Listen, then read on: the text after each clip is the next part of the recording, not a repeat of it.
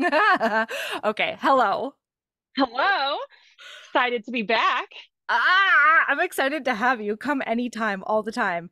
I cannot tell you how much I've been looking forward to this because like I mean, I told you a little bit last week about my familial obsession with Phantom of the Opera, but truly, like unironically, and I know, like as a musical theater nerd, I know that it should maybe be ironic, but I unironically love this musical. Oh, I know. It's so cheesy, so over the top, and that's what everyone loves about it. I mean, like, don't Yes. hold back. Let's go all in. Why go to Broadway Yes. if you're just going to do it halfway? That's why it's called Absolutely. Broadway, because it's big. Yes. And I actually today, so I rewatched it today just to be sure it was super, super fresh. And I roped my 6 and 4-year-old into watching it with me. Oh, So, wow. yeah, that was hilarious all the way through, like seeing it through tiny, brand new eyes who, like, they were trying to put the plot together and they were like, wait, why is he mad? Like, I have a list of the questions and comebacks that I had for them. That is amazing because I also have those questions. It was like on the 20th watch, I'm still just like, I don't really know why this is happening, but we're going with it and we We're love it. just, ooh, we're leaning in, we're embracing it. Mhm. That's what For we're doing. reasons, for plot Yes, reasons. Is there an absolutely. unexpected horse here? Absolutely. I'll take a horse. Of course. Sure. I love a Yeah. good unexpected horse. I love a good unexpected bareback. You know what I mean? Who doesn't? Oh. Clearly Yeah. not Christine Daae. Oh no, Christine is very conflicted. And listen, that's relatable as well. She's a little conflicted, but let's be real. She is so into it. Like She you is saw some of those scenes, you're just like, don't deny it, Christine. You're she all about is this. sprung for him in a way Hmm. that she doesn't think is appropriate, but we all understand. Of course we do, because we read romance novels and this We is get what we it. read them for. We want Ugh. the dramatic cape flourish. That is the number one turn on I in cannot everyone's tell world. you the amount of times I said, "Oh, look at him work that cape." Because it was a lot of times. They made sure he had a cape in every scene and an opportunity to dramatically remove the cape. He Oh, had to. He had to because he's the best. yes. Anyway, yeah, and I the amount of times that my daughter was saying, "Stop singing, I can't hear," was quite a bit. I'll tell you that much. And some of the songs that might have actually enhanced them because I would not say that everyone in this movie had the best singing voice. Hmm. Yeah, I'll give you that. Yeah. I'll give you that. Um, okay, so we're doing this because of your incredible new release that I'm Yes. super stoked about. Oh! Yes. Yeah, so we talked about it a little bit when we recapped Falling for Christmas, but you've got a gender swapped Phantom of the Opera retelling with a like metal hairband hero who's German. Yes. Exactly. Yeah. I put in everything that I loved into one book because I didn't even know Oh, if I'd get to read another one. So I'm wearing my yeah. Scorpions t-shirt right now to pay Ugh. homage to the most like glam rock band. And that's Yes. obviously what Christoph's band Knock Music is based on in Midnight Duet, which is my new book Knocked that just came out music. on the 10th. Yes. Incredible. Yes, that is a reference to Music of the Night, and it is not subtle because Andrew Lloyd Webber's never done anything subtle in his life. And so why Andrew would I? Lloyd Webber hates subtlety. There's Yeah, nothing that he hates more than subtlety. exactly. And you know what else hates subtlety? Glam rock. So I just That's felt right. like these things would go well together. And then I decided to set it in the Vegas desert because, Vegas is also not big on subtlety. So these No, things all just really meshed well together. I hear you. Gothic vibes, all of it. I mean, and that's one of the reasons that I'm so in love with the book because I am not a fan, nor am I great with subtlety. So, The whole time I was going through developmental edits on this book, I kept thinking they were going to be like, you need to tone it down, you need to pull it back. This is too much. Like, and people, they were like, no, go for it. Okay. yes, So yes. I'm really happy they let me get away with this book because I had so much fun writing it. And as if people have seen the 2004 masterpiece slash tragedy that is Phantom of the Opera, featuring Gerard Butler and Emmy Rossum, they would understand the vibes that went into this book, which are mostly about atmosphere and costuming, a little bit about the music, and not very much about the plot. Yeah, absolutely. Oh, it's so God, I love this movie to the bottom of my soul. I love the show. I love the soundtrack. Like I'm a mess for this whole thing. Yeah. And it was so cool today to like introduce my kids to it because of like, we haven't really they're really young first of all, but Yeah. also we've been in pandemic times for a while, and as a result, I haven't really been able to be like the musical theater nerd that I often am in the world in front of them. And so I was talking to my husband and I was like, I think I gotta watch Phantom of the Opera and I really want to do it with the kids. And he was like, okay, you can give that a shot. I don't know. Like, is it boring because it's not cartoons? I don't know. And I was like, well, first of all, I don't know if you've seen the movie because there's nothing boring about it. Thank Oh you. no. There's a lot going on. It doesn't make sense, but it's very like visually stimulating at the very So, least. oh, it's so good. And the way that Emmy Rossum, she was like 18 when this was made, No, right? she auditioned for this movie when she was 16 and she was only 17 during the filming. I've got Fuck. goss on this too when we get into it. I'm so into it. Yeah. Because Emmy Rossum, this is my introduction to her and this is when I got the biggest crush on her. I think that's humanly possible, but other people might want to fight me for that title. It's fine. I'm putting up my dukes. I'm ready to go. Yeah. Yeah, I think her husband is the guy, what's his name? Sam Esmail. He did Mr. Robot and like several other things. He's like very well known as like this Yeah. creative genius or whatever. But Yeah. Emmy Rossum, she actually was the inspiration for Erica, my one of the inspirations for Erica from Midnight Duet, because Yeah. she has been known to be very difficult to work with, that she is quite the diva. So she's from New York City. She trained for like opera and Broadway her whole life. Yep. She performed at the Met when she was 7. Yeah, So she she went to is like a school like prodigy. part-time because Yeah. she was just on stage constantly. Yeah. No, she's like a musical genius, but apparently she's like a total princess and like a huge diva, really difficult to work with. I didn't Um, know that about her. yeah, I mean, this is all hearsay. I'm not here to trash any Emmy Rossum. In fact, that's why I based the whole character off of her. Is I feel like maybe she's misunderstood. Um, Totally. But yeah, she was very young when she made this movie. Originally, the role of Christine Daae was supposed to be played by Katie Holmes. I mean, in What? 2004, Katie Holmes was probably hot, way more hot shit than she is now. I mean, she's still hot shit, don't get me wrong, but like, you No, know, totally. But she can't sing that I know of. no, she can't sing, no, but she had started taking musical lessons. And then something happened. Maybe they decided she really couldn't sing or she just dropped out. And Yeah. then Anne Hathaway was supposed to play this role, but Anne Hathaway was contractually obligated to make Princess Diaries too. Thank God for us. Thank God for But so she us. had to drop out. And that's when Emmy had, like, they'd been auditioning for like 6 months at that point, and Emmy had auditioned and they gave her the call back. And it was like at the very end of audition. So she went in full costume and like stage makeup and everything and performed in Andrew Lloyd Webber's hotel suite at 16. I'm So there's like a obsessed. lot of like, I'm you obsessed. know, questionable stuff going on because, Oh, and here's like more. Andrew Lloyd Webber is known for when he first made the musical, yeah. he had an affair with his lead soprano, Sarah Right. Brightman.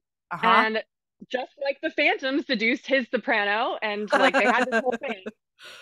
And then like they very publicly divorced, and Yes. like he kind of trashed her reputation in the media and Yeah. like is a whole thing. But then Emmy Rossum, Forgetting. also a much younger starlet, auditioning in his room, and she happens to look so much like his ex-wife Sarah Brightman. So you wonder how she got this role. It's probably because he had Oh. like a major like creepy old man crush on her. I mean, no, again, Oh. none of this is meant to be like in a derogatory way that I say this. I find No. this completely fascinating. It all happened a long time ago. So Yeah. Well, and like who cares how she got the role? She fucking nails it. I Like know. I don't know that another human on this earth could pull off this role in this particular moment in the way she did. Hmm. Like the first moment you see her come on the screen, those like wide doe eyes is just bananas. Like, Oh, and she does the best job of like going back and forth between like, oh no, I couldn't oh, possibly. I'm so innocent that I believe that the Phantom of the Opera is the angel that my father sent to watch over me. Like, sure he is. But also, she is super into getting in his fucking swan bed. she is So, so wet for him. And like, mhm. and oh man, the final, like when they're performing Don Juan at the end, she does such a good idea of being like becoming entranced by him and then Oh yeah, getting out of it and then playing along enough to like really fuck him over. God, it's it's brilliance. beautiful. That whole movie is just so horny. Like, oh my God, it's just a horn fest from start Yeah, to finish. I mean, they absolutely. did a good job of casting really hot people for that. That's like really, in terms of casting, I wouldn't say like Emmy Rossum can sing. So can Patrick Wilson. He got the Yeah. guy who plays Raoul because he got his start on Broadway. Yep. Um, Yeah, and Patrick like, Wilson's really talented. And yeah, Gerard Butler worked his face off. he Like did his best. he He really did. he really did. Yeah, no, He worked he at least half his face off. that's the one. That's the one. No, he I didn't even mean for that pun to come out and I It's great apologize though. to the world. You never apologize for that, but that was perfect actually. No, he worked so hard to really do this role justice. He did. I mean, And he pouts so well. God, oh my God. And when he cries at the end, like Gosh. everyone cries with him. I don't Yeah. understand. I don't know. I don't know. Okay, we should just talk about it. God. Yeah, we should talk about it. And then I want the behind the scenes of what inspired what Oh, in 100%. Midnight Duet because I think I Yeah. know, but like I need you to tell me. Okay. Well, All I right. will say before we, as a disclaimer, like 90% of what I want to talk about is just from the one scene where Phantom takes her down to his lair. That's like, I have all my notes, and almost all of them were from this scene, and then I have like 5 notes about the rest of it. So, I but we know swear to where we're God, gonna be. I could talk about just that that section for 7 hours. Like Hmm. I feel like there has to be a couple of dissertations about it. If not, somebody needs to get on that. Yeah. Oh, I No, love it. I mean, I wrote an entire book inspired by that scene. So there we Uh-huh. go. Uh-huh. Okay. So we open up and it is grimy and it's old. Like it's weird and dusty all around. Hmm. And a dusty Raoul is getting wheeled out of a carriage because he's going into the dilapidated what is it called? Opera Populaire in Yes. Paris. The one that famously burned down, but is now still relatively intact. Still Just completely intact. a little dusty. No, all of it's still there, which is interesting because it didn't burn the hell down. It sure did, yeah. Like, But it burned to under the foundation into the catacombs, is what it did. sure did. But like they had really good construction back in 1870. They So we totally did. Yeah. yeah. And there's this auction that's happening. And he and this mysterious, very elegant looking, also old person, are bidding on a papier mache music box with a monkey on it. Yes. The significant music box, which I think is only like shown one other time and maybe twice in the movie, but we're meant it's to believe this is like really important to Raoul. it's really important to the world. It was up like here's the thing. Raoul is almost the villain of this film. Oh, he is. I'll No, let's fight be real. He's the anyone villain. Yeah. who says otherwise. But like if nothing else, his punishment was that he knew that his wife was firmly in love with another person the entire time they were married. I don't even know if it was love. I just think that every time that they had sex, she was thinking about the Phantom. And that's almost worse. That I mean, but either is fair. You know what I mean? Yeah. Yeah, And 100%. what I love about it is that even though he is the villain of this film, by the end, he completely redeems himself with the gift he lays at her grave because he understands her. You know what I mean? Yes. Like, Yes. Wow, what a romantic. I mean, honestly, it's a honestly, lot sadder in the context of like if you think about Love Never Dies, the sequel being canon, that she did like go back to the Phantom and he's just like, oh, my Christine, I knew her for a few weeks as an adult and then like a few weeks as when we were children, and that's basically it. oh my God. Oh my God. Yeah. Okay, so he wins that monkey because the lady who we find out is Madame Giry. She lets him have it. She's like, I'm gonna be cool about this. You can have it. And then he says, "Oh, the last item is the famous chandelier in pieces." He says, "We Item number 666. Because yes, again, we're not subtle. we're not subtle." And my 6-year-old caught on to this, and we're not even religious. Like he was like 666, and I was like, "Yeah, oh." And it's like it's the chandelier that did burn the whole thing down. And they've put it back together and they've wired it for the new electricity that's going around now. And they're gonna give a presentation of how good that chandelier is. And so they pull it up, and I've got my arms around both my kids, and I said, "Okay, are you ready? Are you ready?" And then Oh, it's so good. It's so good. Oh my God. Like that is just like the most dramatic, like glam rock song ever. I mean, it's definitely one of my top 10 faves, but then like the dramatic, I love the opening where they're just like goes back in time from it like goes the back, chandelier, dust the off, and then wind, yeah. all the Oh, dust blows away, and suddenly the opera house is back in its prime, and the seats are a crimson that just gets into your bones, and the gold nipples everywhere of oh, it's so good. all those angels in flight. Oh God, I can't even. My The 6-year-old. yeah, the angel and devil like symbolism throughout this movie, they do not let it up. It is consistent. It is amazing. Yeah, yeah, oh yeah, and it is just bash you in the face all the Yes, time, and I love it. I love I it. love it. I love And it. can we talk about this chandelier for a second? This chandelier was made by Swarovski for the Yes. film. $1.3 million is how much they spent on that chandelier. And I had, through all my internet research, have not found what they did with this chandelier. Where the Like, I fuck don't is know that where it is. chandelier? Because they made that one and then they made like a stunt double chandelier for, but like, who has the chandelier? Did Swarovski like have it somewhere? Or is it like in storage? Who has this really expensive chandelier? Holy shit. But because they made this movie, it they got like all this placement. So there's a scene later on in like Yeah. one of Raoul's like current times where it's in black and white, where you just see like a Swarovski shop window, and that Yes. was like their placement. Serious product placement. Again, not subtle. Not subtle. It's so They good. also did Swarovski did all of the like the in the All scene, the the famous scene, all yeah, the yeah. diamonds crusted into her outfit, and then they did her Hmm. wedding ring as well.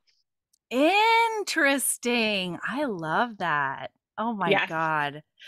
Yeah. I God, it yeah, you know what else is not subtle and hates subtlety? A Swarovski. Fuck Like no, yeah. like so many things had to come together to make this perfection come to life. Oh yeah. So like, can we encrust it in crystals? If we can, it's happening. It has to be. It can be no They other way. they had an $80 million budget for this movie. I Like didn't know that. they're just throwing money at the place. Like it had to have lost a lot of money because I know it didn't do very well, but I'm so glad for every penny spent. I don't know. It did enough in my heart. You know what I mean? Oh God. Okay, so now we're back in 1870, Paris, and there are new owners of the opera house, and they are junk dealers. Ahem. Scrap metalers. Thank you. Yeah. They're literally trash. It's like the least subtle thing in the world. It's And I absolutely love it. they're literally trash. Oh, it's so good. All right, so then they're going in to meet everybody in the opera house. This opera house is roughly the size of the Colosseum. Hmm. When you take a tour via not drone, because I don't think they had drones in 2004. In the olden times. Truly. 2004. Yeah, but like they have those shots going through like the downstairs portion, the backstage portion of the opera house, and then it goes on the front, and like everybody's in the garish costumes, and they all have hats that are at least 4 feet tall, Hmm. and oh god, it just the makeup on its own is ridiculous. It's incredible, and my 4-year-old was like, "Why they look like that?" I mean, again, valid question. And I was like, well, sweetie, they're traditional opera stars. And so that's Yeah, how they have to look. this is theater, okay? This is theater. Yeah. This is stage makeup like to the extreme. And we love it and we need more of it. Oh God. Yeah. Honestly, I think it did a really nice job of like kind of expressing the vibe of like being backstage in a theater Yes. production. Because anyone who's ever Absolutely. been on stage, you know that's kind of like the really convivial, like we're all a family here. Half the cast is drunk, which is also pretty accurate. And Yes. like the really like over the top makeup, and you know it just reeks of BO back there. Oh my God, it Just smells reeks. so bad. Everything And because feet. yeah, a feet. Yeah, because those costumes can't really be laundered as in now times, let alone in 1870. And like all the dancers, they're just like they're nasty, gross ass, like, bloody, crusty feet as they're crammed into their. Absolutely. I was in the Nutcracker Absolutely. every year in high school, and it was basically just stinky feet and BO. I mean, just the Really lights takes me back. alone. The lights Oh alone yeah. for being on stage. And then you think about 1870, that's literal fire on the front of that stage. Like it's Oh yeah. amazing. It's amazing. Yeah. So and it captured like the frenetic energy of a production that's about to start, like the dress rehearsal days. It's just it's incredible. The Oh, it's so energy good. of this opening scene is just amazing. And because I had brand new eyes with me, I saw a detail that I had never seen before. Because as they're on stage introducing everybody to the new owners and the brand new patron of the opera, the Viscount Champs, I don't remember his name. Um, Shangi or whatever. Xiang Yi, yeah, that's Raoul. Um, there's this elephant that's on stage, and it does turn around so that you can see like the mechanics in it. And my son, the 6-year-old, goes, oh, there's drinking beer. And I was like, what? Who? What are you talking about? And he was like, the guys who were in that elephant's butt. They were just drinking beer. Yeah, that's pretty great. And I can't remember now because like the guy, like there's guys in charge of the stage lighting. He's not there when the thing falls on Carlotta later. And Right. I'm trying to remember if he was the guy who was drunk in the elephant or if it was somebody else. Yeah. Yeah. I do think it was somebody else, but it could have definitely been him. That poor man. Yeah, because Monsieur. that would be clever if it was like, oh, that explains where he was. Because where was he, right? Yeah. Yeah, yeah, yeah, absolutely. Monsieur Bouquet or something. Buka. Yes, I love Madame Giry. Like, oh my God. If I could she's be great. Madame Giry, I would be. Oh, she's Okay. amazing. Yeah. And now we get to see Queen Minnie Driver. I'm on record on Heaving Bosoms as being completely and utterly in love with Minnie Driver. It did first happen to me after I watched that 2000 classic film Return to Me, in which David Duchovny does follow around his dead wife's heart. Mm. And it is just masterful. And she manages to be more brilliant here. I mean, yeah, she's actually plays a like she really camped it up. She's the only actor in this movie Ah, who didn't sing her own lines. She had an actual opera singer dub over for yes, her. And she yes. actually can sing. She's just not trained in opera, so I She think that sings was the the right credit call. song. Yeah, like she's not a bad singer, No, which she is just makes can't. me wonder why they didn't dub over Gerard Butler's stuff. But that's a whole nother conversation because he tried. Interesting. He Interesting. tried. Well, I don't know that the Phantom needs to be a good singer. Like, I don't That's a think he good point. should be an opera singer, like the guy, like Monsieur Piangi or whatever he is. Yeah. Like, I don't think he should be. I think he should be a weird genius weirdo who lives in a catacombs and rides around in a boat most of the time. You know, you make some really good points there. Like, You make some very good points there. I mean, and they did their best. I do think they actually lowered some of the notes so that it was yes, easier for him to hit. they did. But having heard Antonio Banderas do his version, because he was also in the role for the Phantom, or in the running for the role. Originally, it was going to be John Really? Travolta. Oh, fuck So, everything. That would have yeah, been, no, that would have been a catastrophe. ah, But then Antonio Banderas actually would do a really good job. And they did like a charity concert where he did sing the Phantom's part. And he is like spot on and he I makes it very mean, sexy. So yeah. I highly recommend everybody listening to this needs to go on after this and watch Antonio Banderas and Sarah Brightman doing their version of that song. Oh, wow. We get a Sarah Brightman too. Yeah, no, it's Woo! really good. Okay, I'm gonna try to find it and link it in the show notes because I just want to make it easy for you, listener. You know, just treat yourself to whatever I put in the show notes. Anyway, back to Minnie Driver being a stone cold babe and just absolutely nailing this diva role. La Just Carlotta, over the top. bring my doggy, bring my boxy. Like she's so good. If my diva commands, yes, I do. I do. Yeah, so obviously, so in Midnight Duet, there is a character named Carla who plays Erica's understudy, and Yeah. that is obviously an homage to this movie or to Carlotta from Phantom of the Opera. But Mhm. I just had the roles reversed where Erica is the diva and is like kind of a bitch to everyone, and then poor Carla is like the sweet innocent, like, oh my God, how could you sleep with my boyfriend? Because she's the Phantom. Yeah, and Erica's That's what like, I didn't happens. know. She's like, well, I did know, but I was drunk. And she's also like, who cares? Your boyfriend sucks. Yeah. Oh my god, incredible. So as all this is happening, right? The guys, the new owners are being you know, just lecherous old dudes and they're like, "Look at all the dancers." Oh yeah. Cool. Uh, and Christine Daae and Meg Giry come up on stage and they see the patron for the first time, Raoul. And Christine goes, Raoul. And she's got those doe eyes on her face that's just ridiculous. And she's like, we knew each other as children. You might call us childhood sweethearts. Yeah. And he called me Little Lottie. Oh, he wouldn't know me these days though. Oh, I'm just a little ballet dancing ingenue. It's okay. Oh, it's Yeah, so I good. know. It's also, I don't understand why he calls her little Lottie because her name's Christine.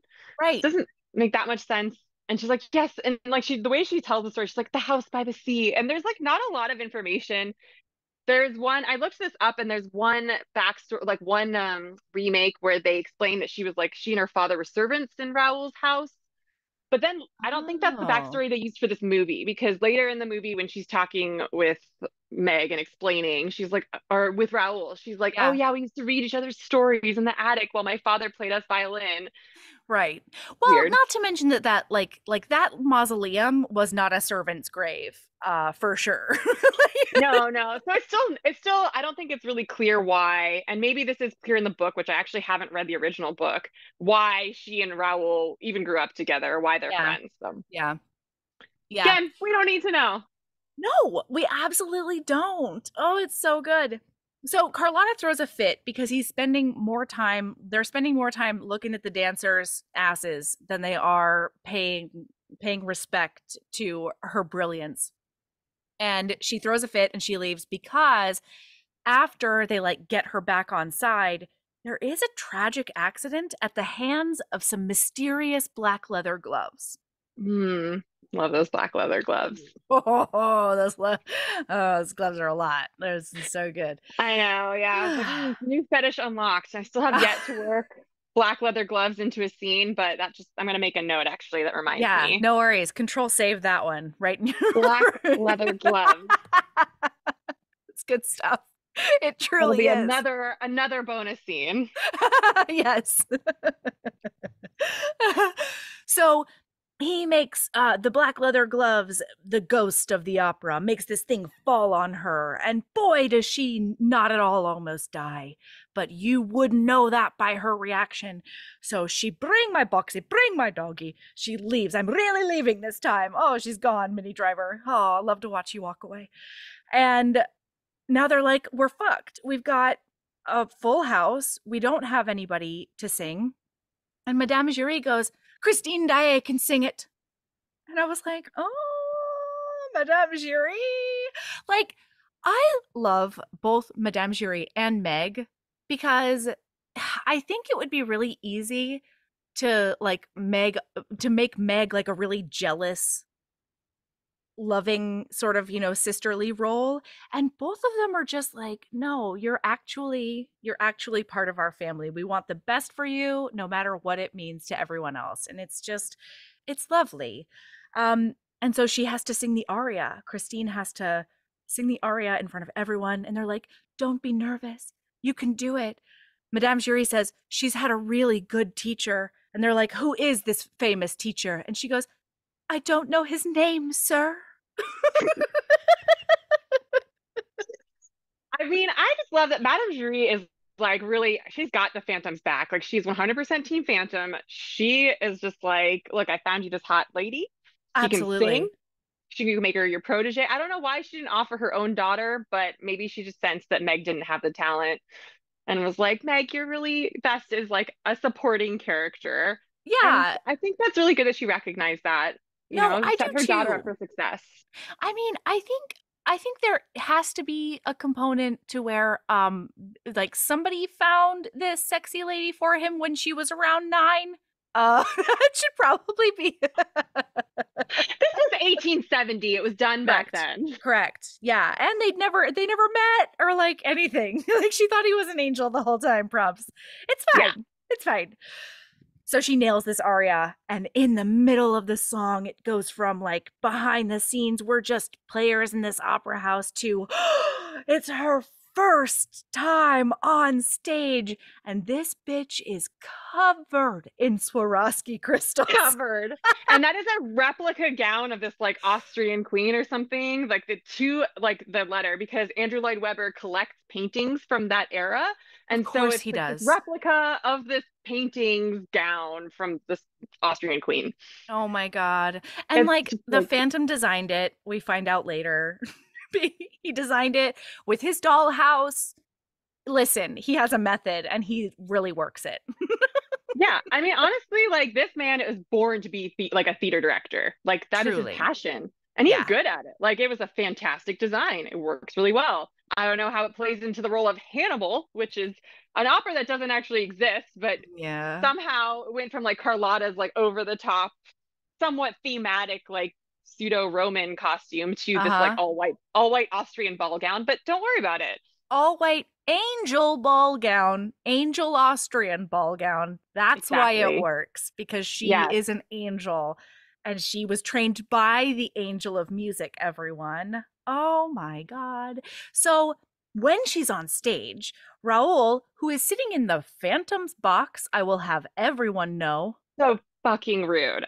the fucking Disrespectful. the fucking clackers on this guy that he thinks he can swing his balls around and sit in the Phantom's He could just show up box. here in his leather trench coat, standing up, driving his own carriage, like some playboy, Oh my some rich God. fucking playboy who just feels like investing in the theater. We do love contributing. We support all of the arts, but We love the especially this arts. theater. Hmm. Most I'm going to definitely. sit specifically in the box that I was told not to because I'm rich and I can do whatever I want. Because I own this place, Raoul says. Well, and like, I'm so glad. Thank you, thank you, thank you for bringing up that detail, because I had forgotten that he did that. And as I'm sitting on the couch with my kids, I literally go, Raoul, there's a seat on that carrot. Like, there's a sit down. What are you doing?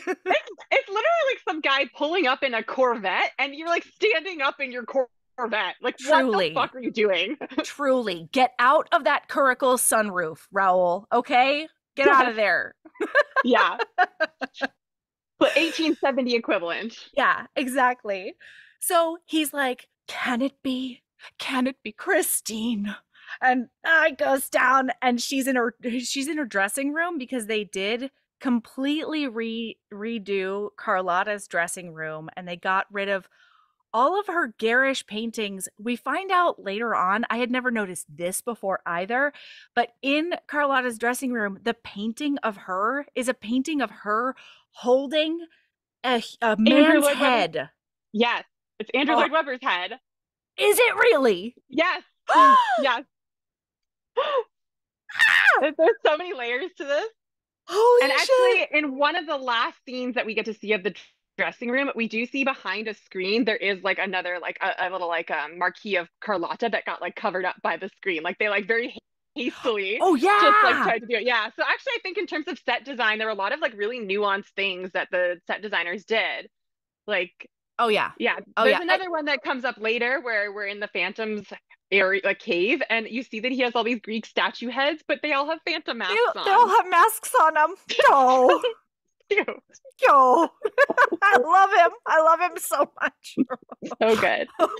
No, I mean, that's the thing, right? Like we joke about things being just like, vibes and whatever, but a metric fuck ton of detail has to go into something in order to achieve a vibe. Like Yes. that's like we I don't know. Sometimes I get a little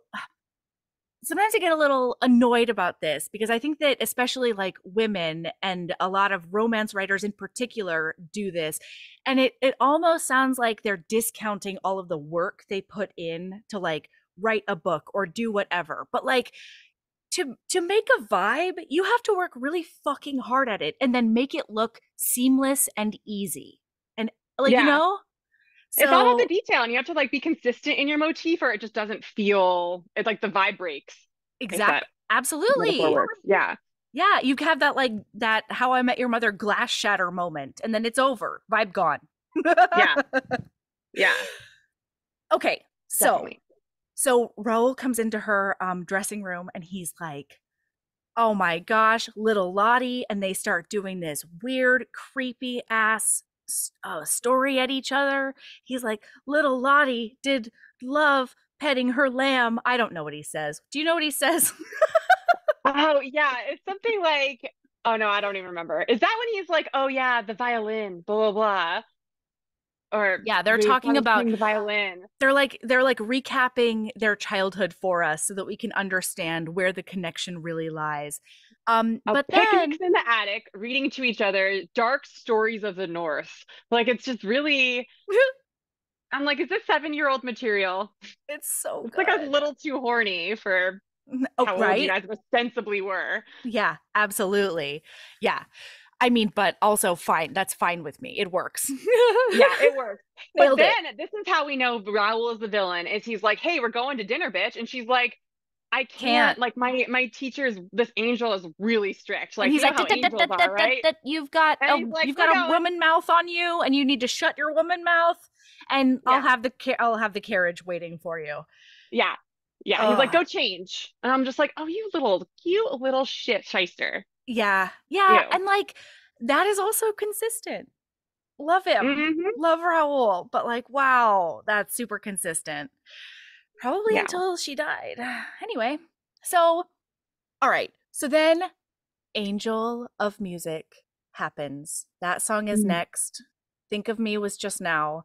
Now we've got Angel of Music happening because all of the candles go out in her room, and it's a big mystery. And then we see a black gloved hand, those black leather gloves, I'm telling you right now, locks the door to her dressing room from the outside. And then we see that Madame Giry watched the whole thing go down. And And she's like, hell yeah. she's the best phantom wingman that has ever existed in the history of the world. I like to believe she's the one who tipped the Phantom off and was like, yo, your girl is about to leave with this fuckboy up here. You're gonna do Yeah, something about this? And he's like, hell yeah, I'm gonna do something about this. I'm gonna lock her in her dressing room. absolutely. High five. Now let's go. Yeah. Like they are such bros. It makes me Yeah. so happy. It almost makes me wonder whether they're like, why there wasn't a romance between Madame Giry and the Phantom, who are No, ostensibly the same age, I because know. in their flashback that they decided to add for this movie, she rescues him So as a good. child. But now Yeah. her daughter is the same age as Christine, so I know. well, a little questionable. I do wonder if there was like a small interlude and now they're just like friends after being friends who Yeah, boned. Oh yeah, no, he yeah, hasn't boned before. He tells us that at the end. Fuck. Anyway, that's true. yeah, Yeah. he says it out loud. Maybe the canon is that Madame Jury is not into men. I I've love that decided. canon. Oh, I love that Like canon. she's kind of got some queer vibes. Like I can see it. Like No, she absolutely the does. the long side braid, yeah, that's gay as hell. Oh, oh, so good. And just Speaking like as, yeah, just like the self-confidence she's got on her. It's hmm just like my identity is what it is and you can fuck off. Oh, it's great stuff. yeah. Okay, but now Angel of Music is still happening, everybody. And then we find out that look at your face in the mirror. I am there inside.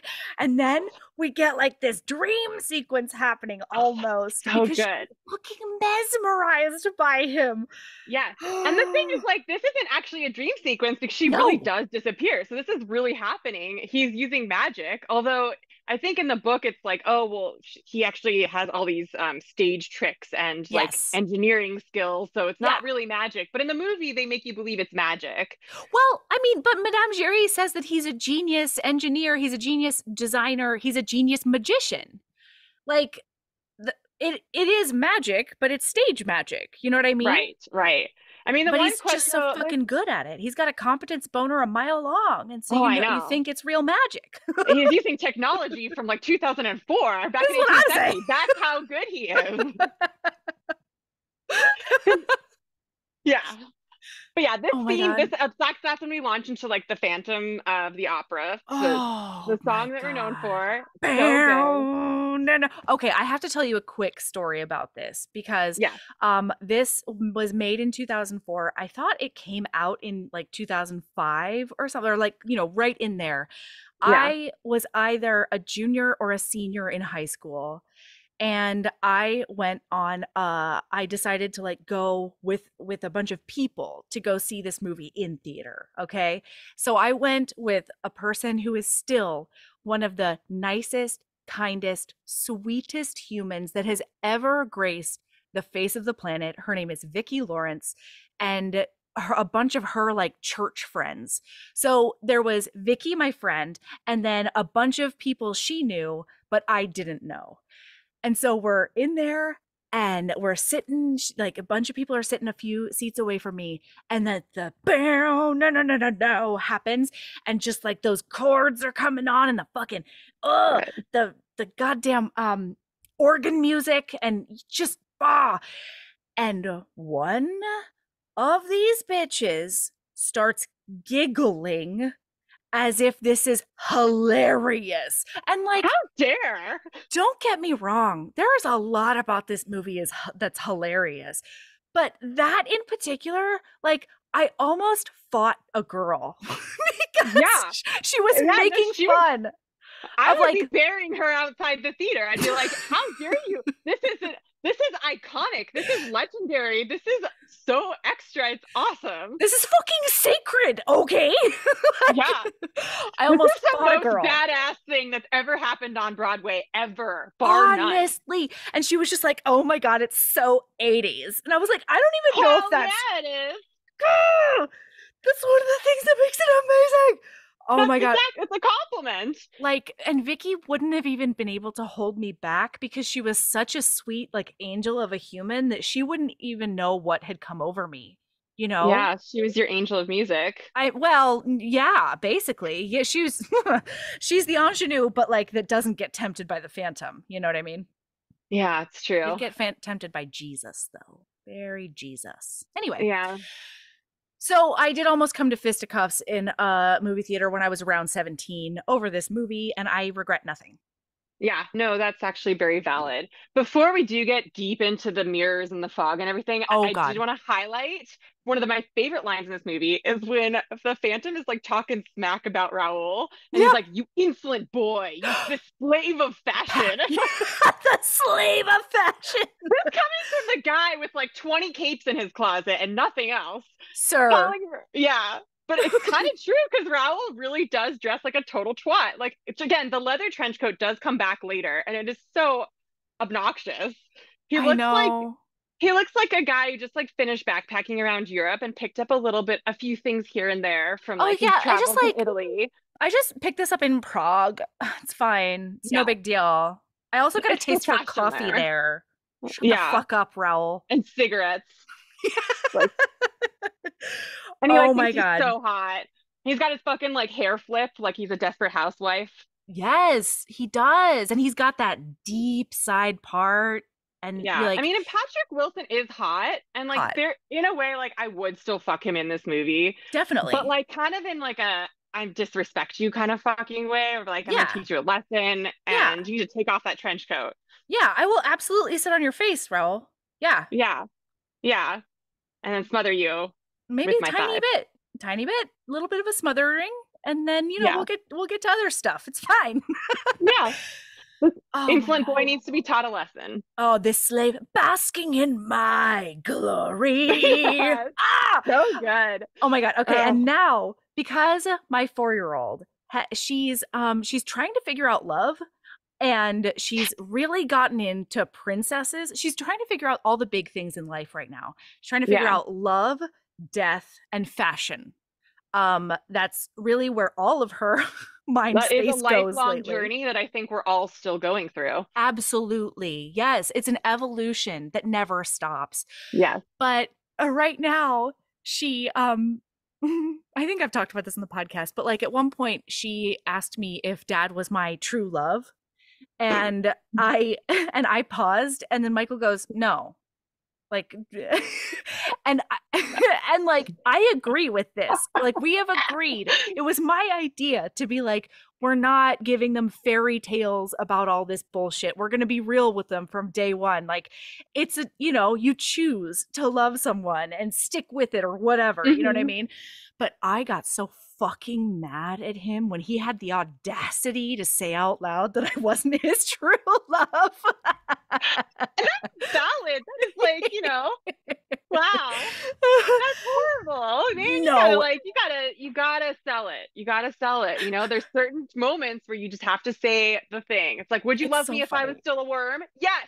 Just say Yes. yes. You The don't need to answer, go into the philosophical background. Yeah, if your kids ask, is she the one? Yes, she is. the It is best, also a lot of work. it also, yeah, absolutely. And I think he would have said yes if I was the one, but he was so funny and so cute because he was really confused as to why I was so mad at him. And like he came up later and he was like, "Hey, I thought we were doing that thing where we don't lie to her about love and stuff." And I was like, "Yes, we are. Okay, we are." Like, "I do Oh, love you though." And I was like, "I sweet, know." sweet summer child. It's so cute. Anyway, I only say this because at this moment when Raoul goes and he's like, Christine, who's that voice? And he's trying to unlock the door and he can't. She just looks at me with her big old eyes and she goes, I wrote it down. Why can't her true love can't get in?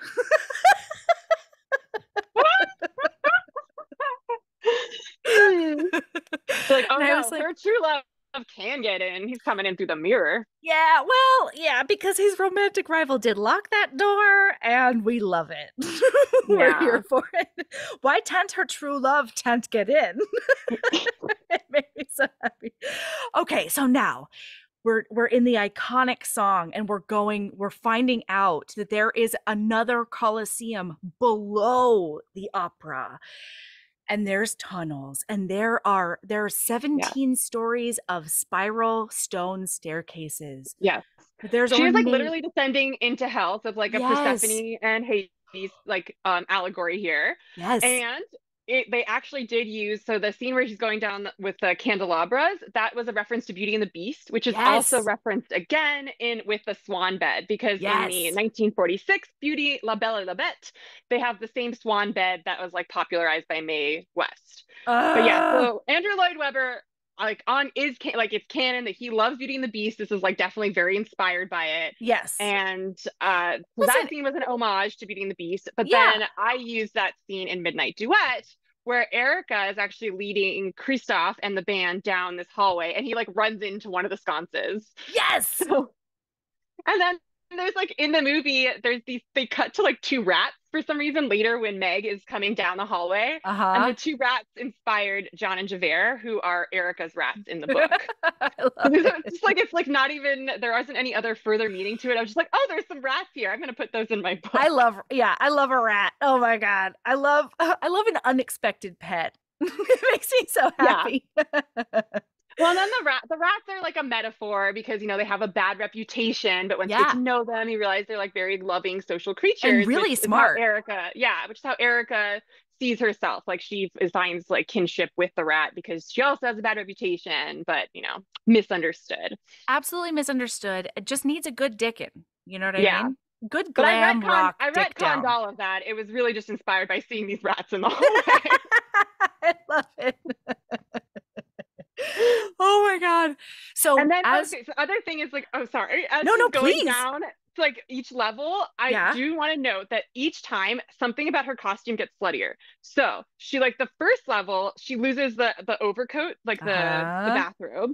The next one, like she gets the corset gets tighter, and then she gets eyeshadow in the next one, and then her hair gets bigger. Like it just literally grows to like twice the size, like Ah, 80s it's style. brilliant.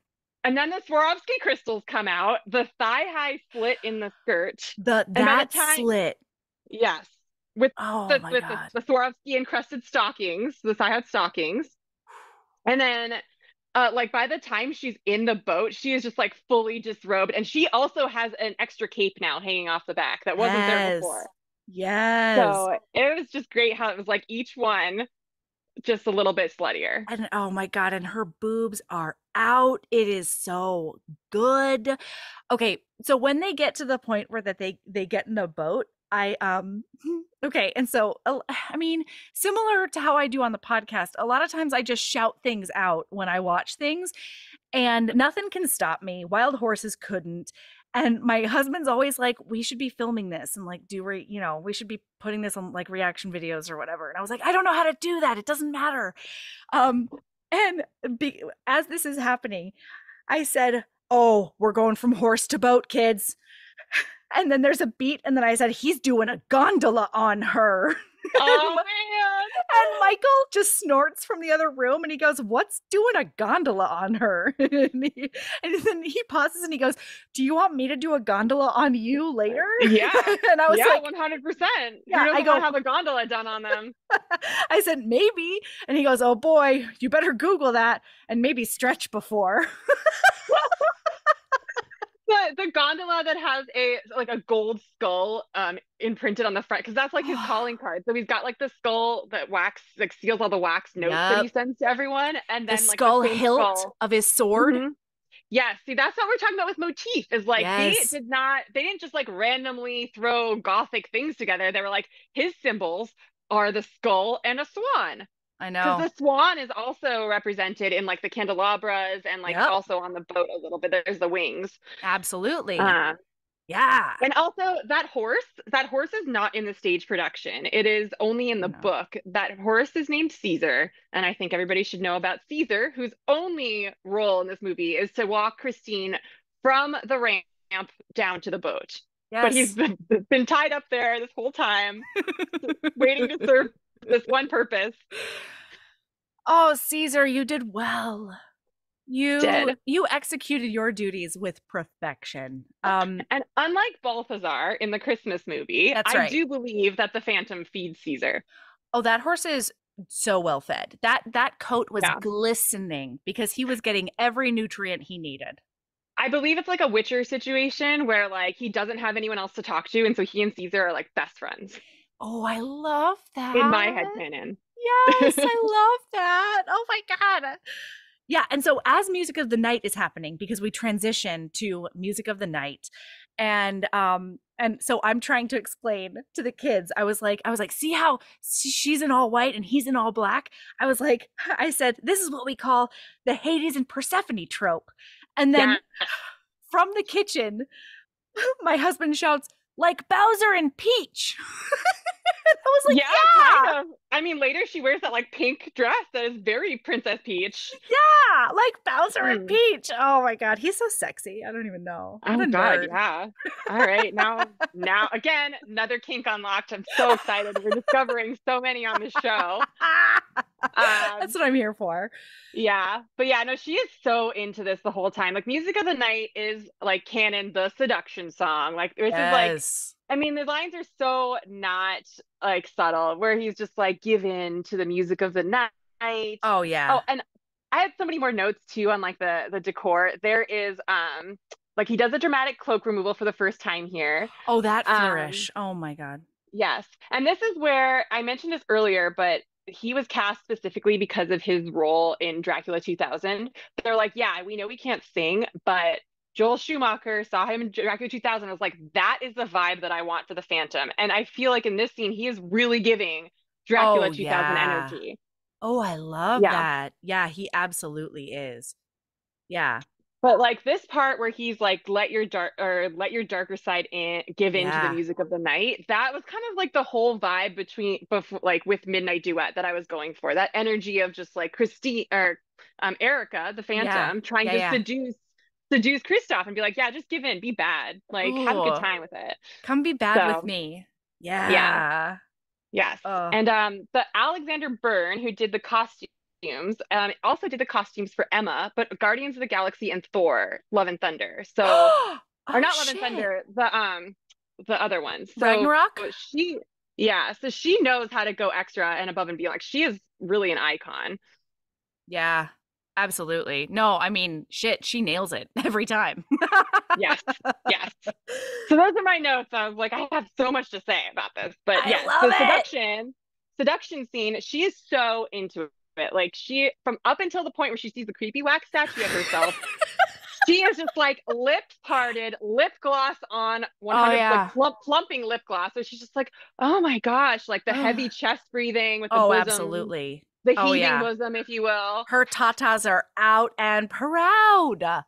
Oh proud my and God.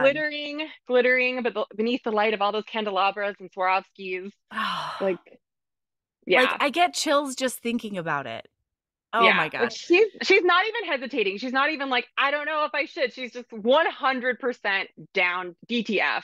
And then she Absolutely. sees the wax thing of herself, which they had originally made a wax doll. It looked like shit, so they put wax makeup on her and made her just stand still for this to play her own wax doll. Wait, wait. They didn't make a mold of her and then a wax statue. They just put wax on her and took Yeah, those shots. yeah, because they tried to do a Madame Tussauds thing, and then when they Yeah. put the eyeballs on, it looked fucking creepy. It was just like not working. And so they're like, all right, here's what we're gonna do. We're gonna put wax on you, and you just need to stay really still. And you can actually still see her breathing if you look closely. I had no idea. That's incredible. Yeah, it's pretty great. Oh my God. When that happens, so he's like showing her around, being like, this is your kingdom now. All everything that is mine is yours, basically. Like, just give in to your darkness. And then he walks her over and takes a curtain off, and then she sees herself as a wax statue with a wedding veil on. She does immediately faint. And then my daughter goes, why she fall down?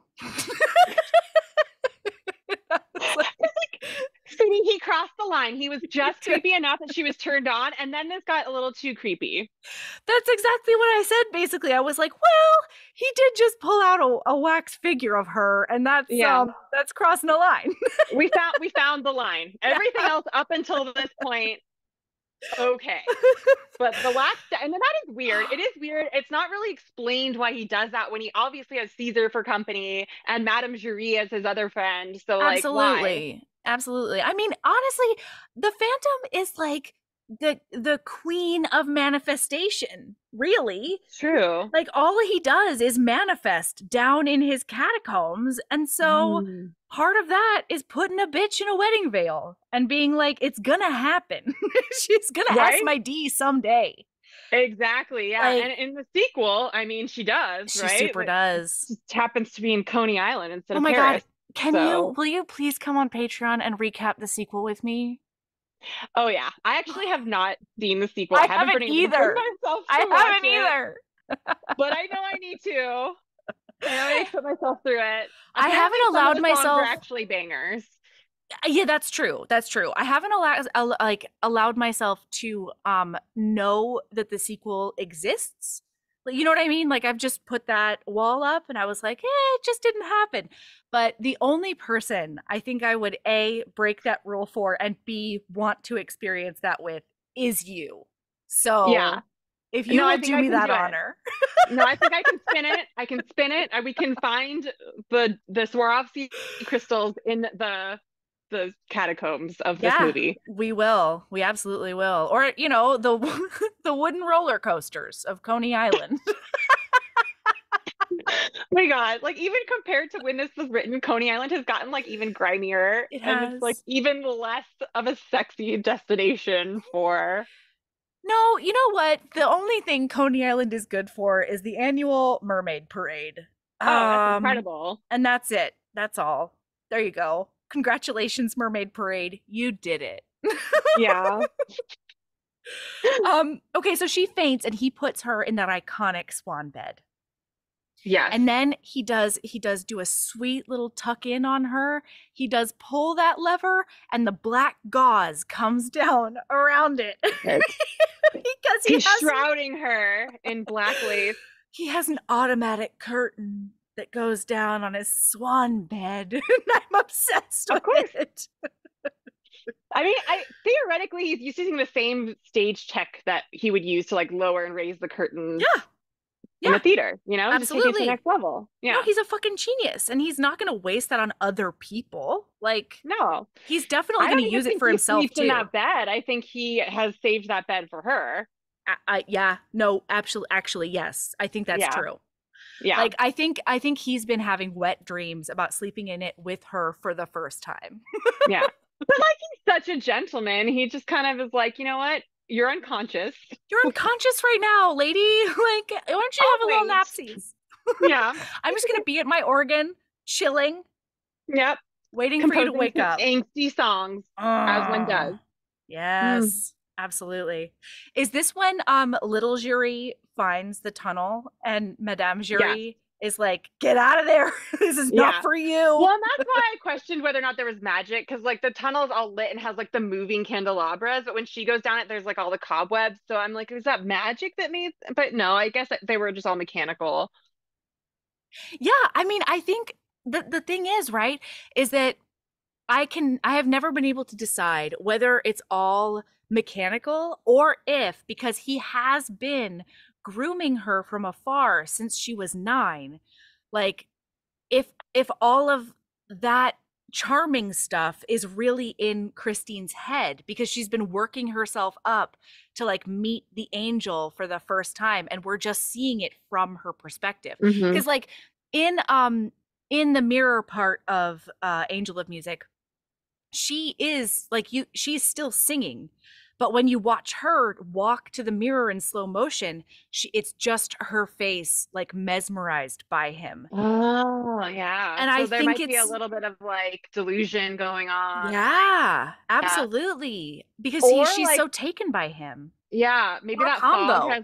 fog has like a little bit of like special psychoactive chemical to it because he does like Ooh. replace later when he replaces Minnie Driver or Carlotta's like perfume, like throat perfume with something else. So I think he has like a talent with potions, He's a chemist. and Yeah. yeah, so he can do that and like probably put some like it's basically like like happy gas or whatever. Ooh, I like She's that. tripping balls when she's going Oh my down there. god, I It's love like, wow, it. all these moving candelabras. He's like, yeah, sure. Anyway, Yeah, keep man. going. Great. She's like, what of an amazing horse. He's like, okay, I there's did no that horse for here. you. This is Yeah. Caesar. Yeah.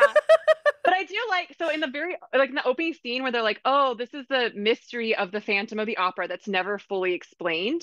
Yeah, I like that because it's almost very meta that like some things just aren't explained. And we have right, to be okay with that from the right, opening. right. And so when I wrote Midnight Duet, like they're, not to spoil things for everyone, but it does follow the plot of Phantom of the Opera. So there is a big fire at the end. And at the afterwards, they mentioned that they never did find the source of the fire, that it was like a mystery that had never really been solved because No. A, I didn't want to No. tell the reader what happened because then I would have to explain it. But I liked leaving it like, open ended and being like, is this just from poor theater maintenance or was this like, something sinister? And Ooh.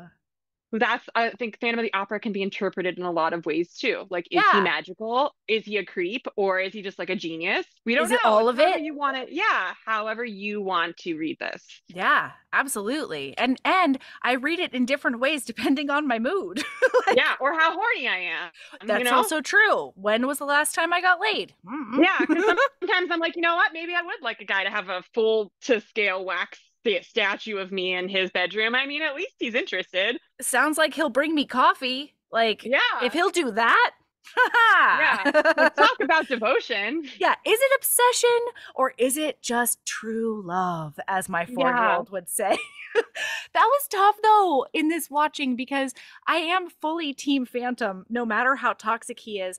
But I was trying to like impart healthy teachings on to my kids. So I'll explain later how I spun things for them. But it was touch and go there Yeah. for a little while. Yeah, I mean, there are some problematic things about the Phantom. I would say chief among them is the wax doll. Second is probably the murders. But everybody's got problems. Listen, like I did call it some light murder when I Yeah. talked to my kids about it, and that's a choice I made. And I stand by it, frankly. I mean, all the murders in a way were kind of like karmic retribution because he does hang the one guy Yeah. who was basically trying to scare one of the dancers by pretending to hang her. Yep. So, and like he's clearly a creep, so he's got it coming. Yeah, absolutely. Okay. So now, after the phantom scene, we've got the letter scene. The letter song because Christine like does take a big nap. And because of that, no, wait, no. Does she wake up first?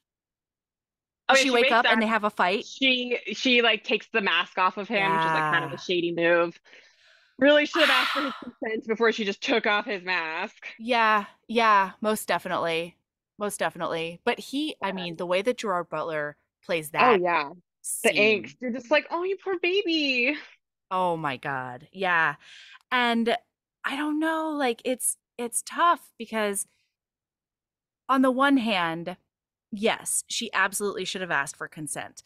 On the other hand, he has been hypnotizing her for years and like his is so far deep in her brain that I feel like she's entitled to his face a little bit, like Yeah, you can pull the curtain back a little bit more, Phantom, yeah. I Actually, feel. that probably is pretty good. Like turnabout for the wax thing. See, like he revealed the wax image of her face, so That's what I'm time to do saying. yours. He didn't Yeah. ask for her consent to show her that mess. Hell no.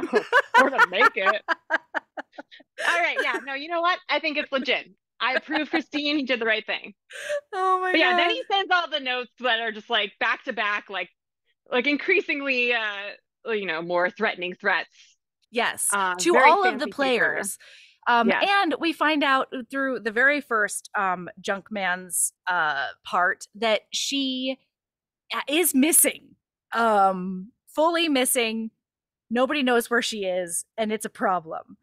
And it's also something that's never really explained. She just sort of like pops up, and they're so relieved to have her back and not have to like shit themselves over the next night that they don't even ask her where she was or what happened or like any details that might be pertinent to the mystery of the opera house. Yeah.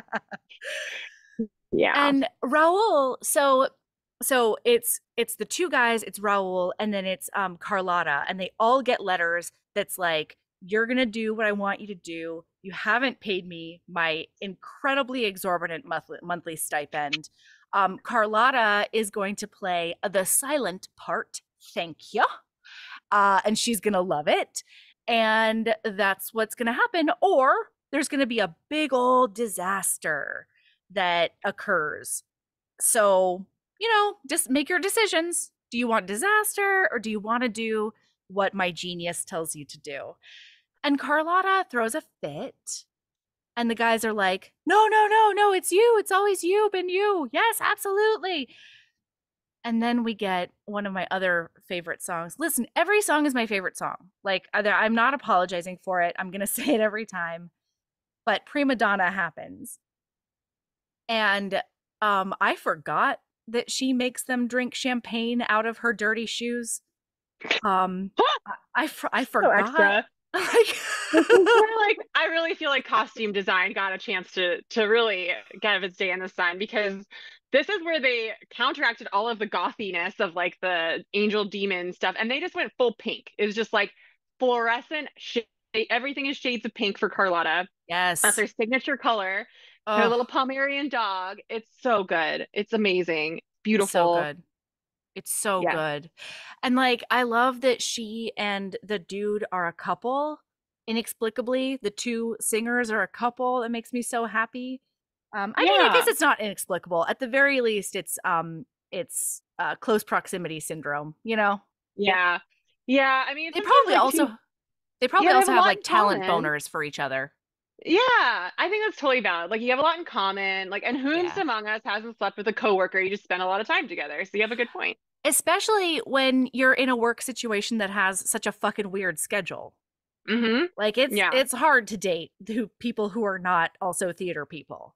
exactly. Yeah. Okay. So so prima donna happens, first lady of the stage. Ah, I love it so much. She makes them drink champagne out of her shoe, and then she makes them ride her around on one of those, carrying crates. What are those called? Those old-timey. Like the Palanquins. Those are the ones. Yeah. Yeah. Yeah. They Yeah. have to ride her around backstage on one of those. I'm It's just obsessed. like pure like Mariah Carey vibes, or like Yes. Liza Minnelli, just like 100%. Like, I'm a star and I buy it, you know? I do, and I love it. I love it. Yeah. Like maybe she took lessons from Emmy Rossum herself, Minnie Driver. You know what I mean? Maybe she took Right? notes, and she was like, "This is what I will channel for Carlotta." I just like the Oh, confidence, the energy of being 16 years old and like having people never want to work with you again because you're such a terror on oh set. my God. I mean, and I love that. it's such youth. You know what I mean? Youth and talent. Because Leah Michelle's the same way. That Glee Yes. lady, Mm-hmm. same Yep. way. Yep. Horrendous to work with. It's like I am hot shit and you can all bow at my feet. Absolutely. And she also, holy shit, she also showed up to her audition for Glee in full Rachel cosplay. She walked in as Rachel, and she had just gotten into a car accident in the parking lot, and she was just like dusting glass out of her hair as Rachel, being like, I don't know, is this an audition or have I already gotten the part? Yeah. No, Leia Michelle is another inspiration for like the for Erica before she becomes like a better person, basically. Oh, Just channeling all of these like child star or child prodigies who just, got a little big for their britches and need I to learn love how to it. be kind to people. But more Yeah. importantly, learn to be kind to themselves.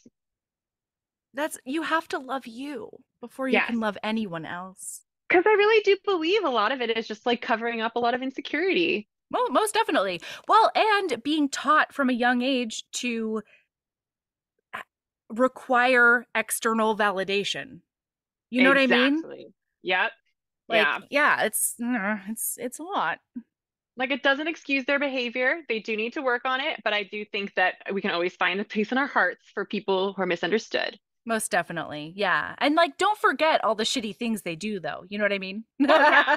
No, they need to repent and atone. Yeah. 100%. A lot of Yeah. groveling needs to be Mhm. involved, but Now, Michelle, you were racist when you were on Glee. Like you were racist to a lot of yeah. people. Not Well, okay. that's actually like the one thing that I think you can't really come back from. That's where I will not find a heart, like, the ability to Yeah. forgive. Yeah, no, never. That's what I'm saying. Never forget. Yeah, You're I gonna, you forgot gotta about prove that part. a I forgot lot. about that part. As far as I know, Emmy Rossum hasn't done anything that problematic, but there's still time. My heart will break into a million pieces if I find out that she's truly problematic. I'm not gonna lie to you. I honestly go into every weird parasocial relationship that I have with Yeah. people that I have crushes on by just believing that they are all deeply problematic in some way that we just haven't Mm. found out about yet, so that I'm never disappointed. That's genius. Yeah. Yeah. Yeah. No, that's a life hack right there. hmm God, wisdom Except from Bon Jen Jovi, Comfort. he's perfect. I never want to hear say anything bad about Bon Jovi. And the minute that I find out that he's done something wrong, I don't know how I can go on. Yeah, fair. No, fair. I know. We all have our limits. Okay, so they don't listen, and they do make La Carlotta the Countess, and they make Christine Daae the silent page boy. There is a moment in which it's one of my favorite like speaking lines that's in the movie at all. Shocking. It's from Minnie Driver, I know. But when the Phantom interrupts everything to be like, I gave you clear instructions and I don't know what you're doing. Do you hear my voice booming through the opera house? Um, Christine Daae is like, it's him. And then La Carlotta goes, your part is silent, you little toad.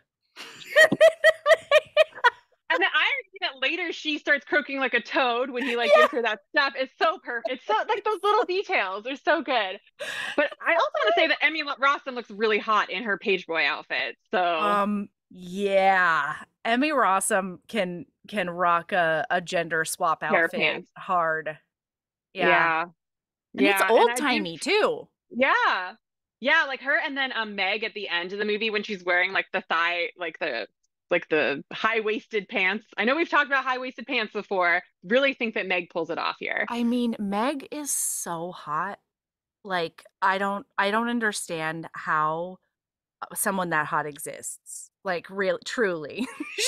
Yeah. Her and everybody in this movie's hot, but gosh, Meg is like, wow. Wowza. Yeah. She and Emmy Rossum. Wow. Okay. Yeah. Okay, I mean, so after once I found out that they were both like under 18 while filming this movie, I did feel very weird about all of hmm. these notes that I wrote, Oh, but I like forgot. we're gonna just brush that off for now. No, because they're supposed to Because I be just like 22 in the yeah, movie. in the book I believe that Christine Daae is 20. And so this whole time I'm thinking like, yeah, she's like younger, but she's still an adult. And then I'm just like, oh God, this is like Mm, so just mm. all but back in 2004 we were still suffering from like teen stars and like creepy older men, like, you know, I the mean, Harvey back in Weinstein effect. 2004, I was also 17. So like I think That's that true. I'm sorry, I think I'm grandfathered in. I think Yeah, I you know what? That's fair because Emmy Rossum is our age now, and we yes. were 17 at the time that we saw this movie. Because Yeah, I I'm think I'm allowed the to be same as age. creepy as I want. All right, fair. Yeah, Thank you. we've explained it away, everyone. Please I'm don't. 35 now, but it Yeah, happened when I was 17. exactly. Yeah. Okay. So turns out there is a big giant disaster. First, we think that it is La Carlotta's throat perfume getting switched out for a toad potion, which is a sentence I did not anticipate saying today. Um, but then we do find out that it is a casual murder of Monsieur Bouquet or whatever is Bouquet. I don't remember what his name is, but the way that Madame Giry says it is just goddamn perfection. Yeah, so he does hang that man on stage, and he's dead now. And he's like, Yeah. there, that's the disaster. Oh no, but then the disaster is no, that's not what happens now, right? He just dies, that's all. Yeah, I thought you just Yeah, he just gets sent hangs and home. that's I mean, and Yeah, that's and everyone's enough. like, "Oh man, wow! I Right. guess he was serious about that whole like terrible stuff happening. I guess we should Right. have listened." Oh yeah. And so as a result, Raul comes backstage and Emmy takes him upstairs, right? And she's like, Yes. he's here. We gotta go. We are not safe here. And he's like, there's no opera ghost. Shut up with your lady mouth. Oh, he's so patronizing and condescending. He's like, "Calm down." Let's Yeah. talk about how much I love you, even though this guy just got murdered. In front of your fucking face, Raoul. And she Yeah, says, I saw it with my own eyes. And he's like, with your lady mouth, though. Those are also lady yeah. eyes.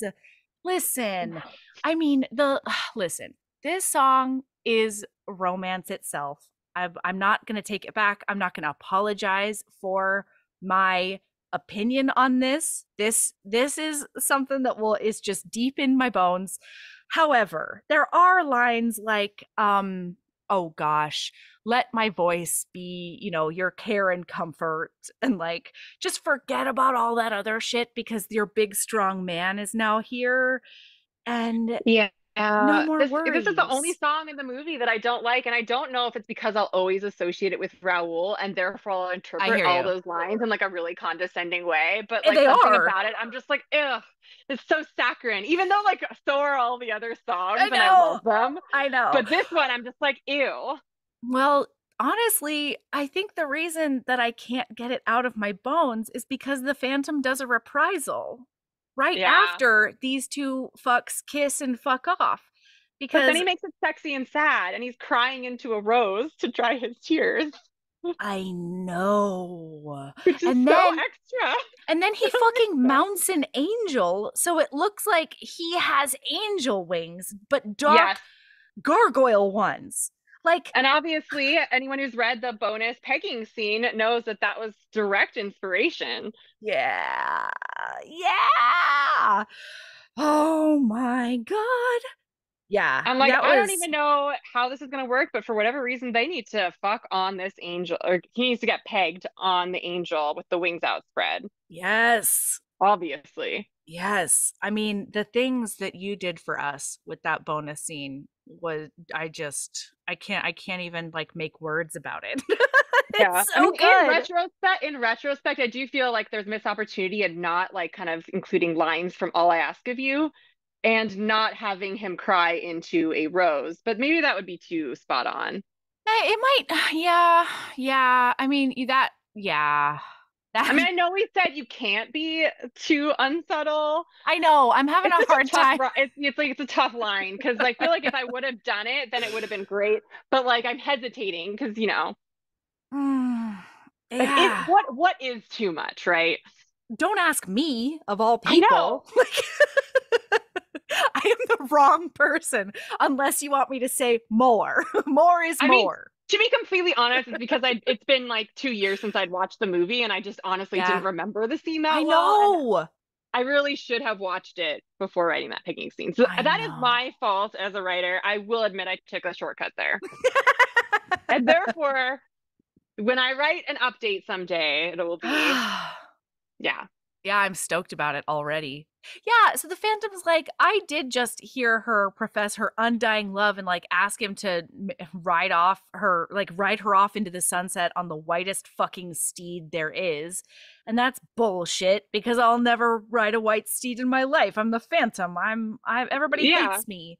I am My horse darkness. is black. Caesar is Yeah. black. Caesar's black and I'm not bleaching his coat, thank you very much. No. I'm a genius, but I'm not cruel.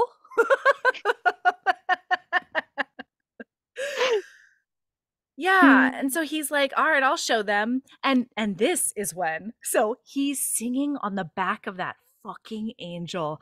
And I say, "Kids, this is what you call an act 1 finale." And they were taking notes, right? So they're They like, just in were. case we need this. Yeah. I have never seen them more mesmerized with something on the screen and like in an like an active being mesmerized because we'll put cartoons on and they're just like, zombies. But in this one, they were like asking questions and they were like, what's happening with this? And like, why is this going on? And they were really trying to analyze it and just like I cannot tell you what it did for my heart and my soul and just like my younger self as well. Yes. Oh, Yes. it was so good. Um, Wait till they're old enough to invite them on as guests on the show. I know, right? I don't know, I might have to have somebody guest host because they're probably going to say things about their awakenings that they don't want to say in front of their mom. And I get that. But also Yeah, you might have to do like a PG rated version of the show just for Yeah. them. Yeah, yeah, yeah. Okay. So now we come back to the Act Two opener, and this is one of the best Act Two openers in the history of musical theater, and I will fight anyone who says otherwise, and it is Masquerade. So good. I love it. And I'm not sure this is true, but in my head canon, this is like their holiday party. Like this Yeah. is just like their like cast party, right? I Yes, think that's what it's supposed to absolutely. be. Yeah, and I was like, of course, that's awesome. They're throwing this bitchin' party, and Hell everyone's wearing yeah. costumes. And Hell yeah. the two people who don't follow the costume, well, I guess three are obviously Christine, Raoul, and the Phantom. But Christine doesn't like. I like that she's wearing pink because it shows she's Mm-hmm. caught between the white and black angel, but then she's also the red of the Phantom that he's wearing later. Uh-huh. But Raoul, for no fucking reason, is not wearing a mask. He's wearing some weird like hussar costume or whatever, but He's there's no just reason for that. no, he's just And it's fucking just like, above it. He's the guy who like wears his regular clothes at Halloween and puts like a red spot on his temple and is like, I'm a gunshot victim or whatever. And you're just like, no, you're just somebody who can't commit. Okay? yeah. That's what you are, I just think he's sir. really arrogant. He's just like, well, I don't have to wear a mask. Wearing a Yeah. mask is lame. He's like, I paid He for this thinks he's shit. too he thinks he's too good for a mask, which is ironic because the Phantom has never been too good for a mask. Never in his entire life. I know a mask, my first unfeeling scrap of clothing. I love it. Oh, Shit. it's so good. And like I mean, he read the instructions for the costume party and he was like, you know what? I am gonna follow instructions, but I'm gonna take this to the next level. He had a cape and a train. Okay? The Oh yeah. way that that fucking red train came down those stairs behind him and then disappeared, just like all of Christine's slutness appeared on the way down to the dungeon. I thought he does take it off, like in this. Does There's like he? the mute like he literally pauses singing to take off I was like, oh, I another mean, clip. I guess Yeah. I thought about the cape and the train as two separate items of clothing, and Oh, they okay, might yeah, not yeah. be. You're right. Either way, it might be I'll have to go magic, back. it might be sartorial. Who knows? Like, That's the best Venn diagram, right? It's like where you're not honestly. sure if it's magic or fashion. Ooh. And you say that Raoul is a slave to fashion I Phantom. know, right? Like, no Because wonder you. The Phantom is setting trends, and Raoul is just running to catch up with them. Honestly, that's true. But like, I understand now why he has all of his mirrors covered, and it's not because he's ugly. It's because he doesn't want to look at his own hypocrisy. Yes, could be. Oh my god. Okay, and then okay, now I have to talk about something else that's like kind of serious, but not really. But it is. So I saw obviously I've been in love with this forever, and then I saw it in 2004. And then my dad died in 2006. And so the next song we come to, Wishing You Were Somehow Here Again, makes me sob every single time I hear it now because it's hit different since then. And I think because like the show is so like embedded into my bones, like there's a lot of songs that talk about death and grief and whatever that Yeah, didn't change for me. It was usually new songs that fucked me over after he died, but this one just demolishes me. The oh, it's so good. because And like Emmy Rossum's just like crying the whole time with just like the perfect amount of water in her eyes. You're just like, oh, how does she do it? I don't know. She's an angel.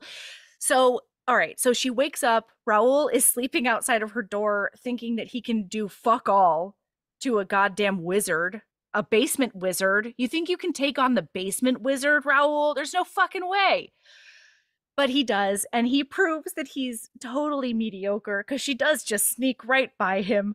But like, why? You know what I mean? It's I like this is another one of those moments where you're like, babe, Christine, the answer is you're in love with the Phantom. Like, there's no fucking reason to go to the cemetery by yourself without your true love escort or whatever, unless you want to give somebody an opportunity to kosh a carriage driver and take you to the cemetery. You know what I mean? Yeah, no, I think it is true that Christina's not smart. Well, Like sure. she's Yeah. yeah, she's never really demonstrated intelligence, and that's okay. We love that for her. Dude. Her job is to be hot and good at singing, and you know what? She excels. She nails it. Yeah. Yeah. Yeah. Yeah, so the Phantom does sneakily kidnap her to the destination she wants to go in the first place. You know what I mean? Right. So like it's Nothing. fine. He Yeah. really just helps her out, I think.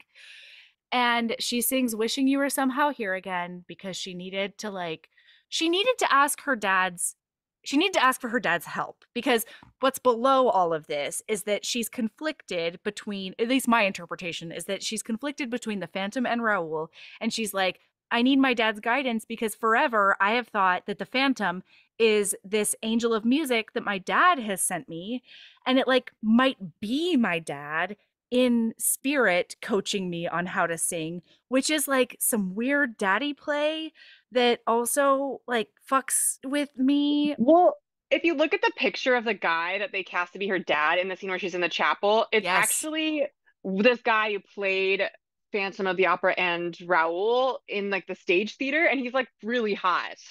He's His name's like hot Ramin something. and he's dark haired and like he doesn't not look like Gerard Butler if you kept that mask on, you know, like how am I to tell between them? Uh, so Yeah, no, yeah, so she's singing this gorgeous song, walking through the Parisian cemetery up to this mausoleum, and then goddamn pyrotechnic magic happens. And he's like, Come to me, angel of music, from inside the mausoleum, it seems like. And like the doors open and he's just luring her in because I think he has dug his own tunnel that goes from her dad's grave to his house. well, this takes place in Paris, and Yeah. I know that they have the Paris catacombs, so it's probably all Yeah. connected. Like Yeah, you're right. I believe he's a really good engineer, but I think he spent most of his time at the theater. So this is just, he's got a map, Oh, yeah. found his way. I like it, honestly. Yeah. All right.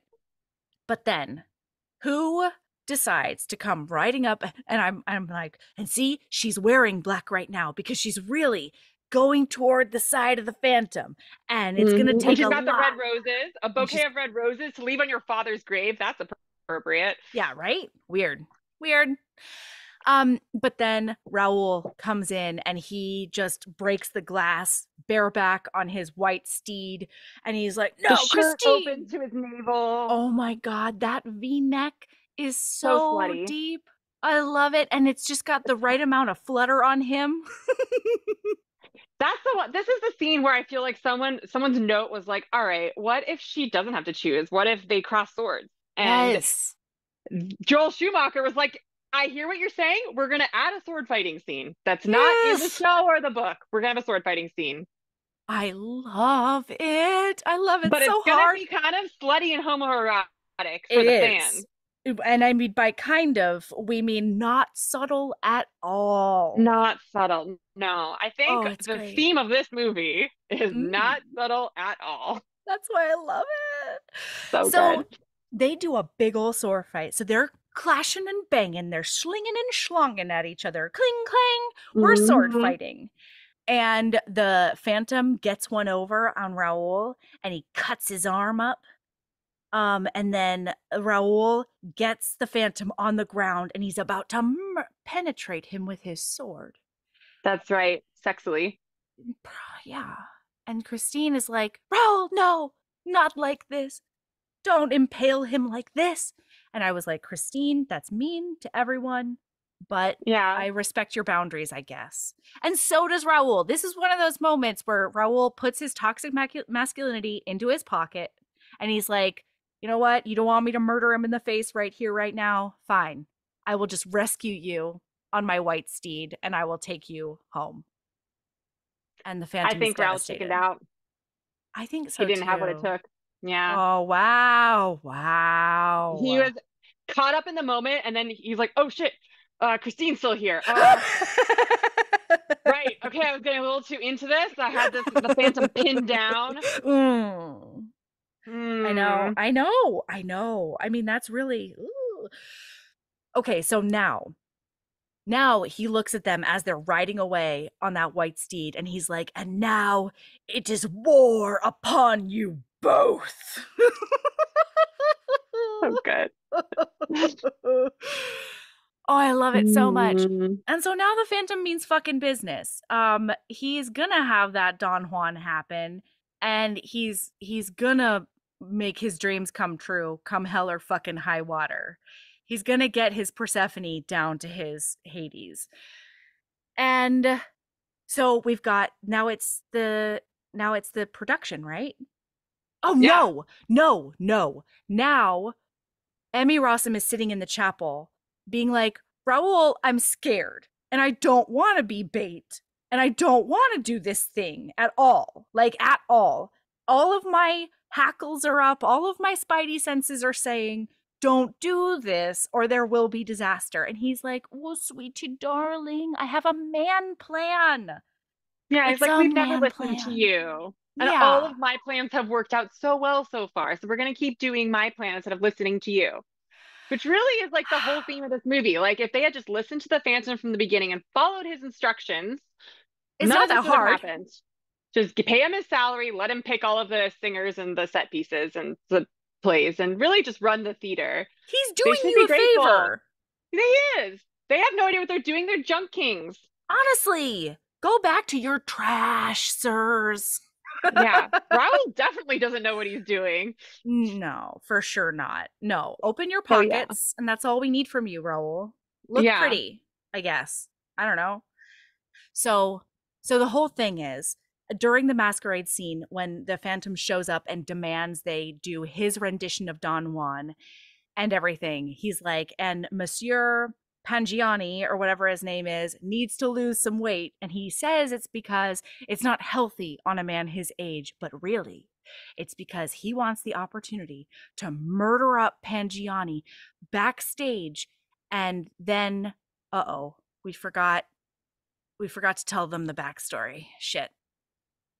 When Raoul gets Madame Giry to tell him the backstory of the Phantom, fuck Stas. Oh yeah, yeah, yeah. That again was like made for the movie where they're like, all right, we're gonna Yeah. flash back to him being in I think it's like a freak show or something. Listen, you know what? 2004, it was still racist in 2004. Yeah, no, Like, there was it's still not as racist as the original book, but no, yeah, no, that's how absolutely. sad it is that it's But this was the improvement. yes, absolutely. But yeah, the whole thing is he was the victim of a supposedly Romani run freak show, like traveling circus kind of thing. And he's horribly abused. And it's because he had a defect from birth that messed up his face and his like scalp and stuff. And so he was like the son of the devil or something. Listen, it's terrible. And Yeah. Madame Giry goes, and she's the only one who recognizes this for what it is, which is absolutely horrendous child abuse.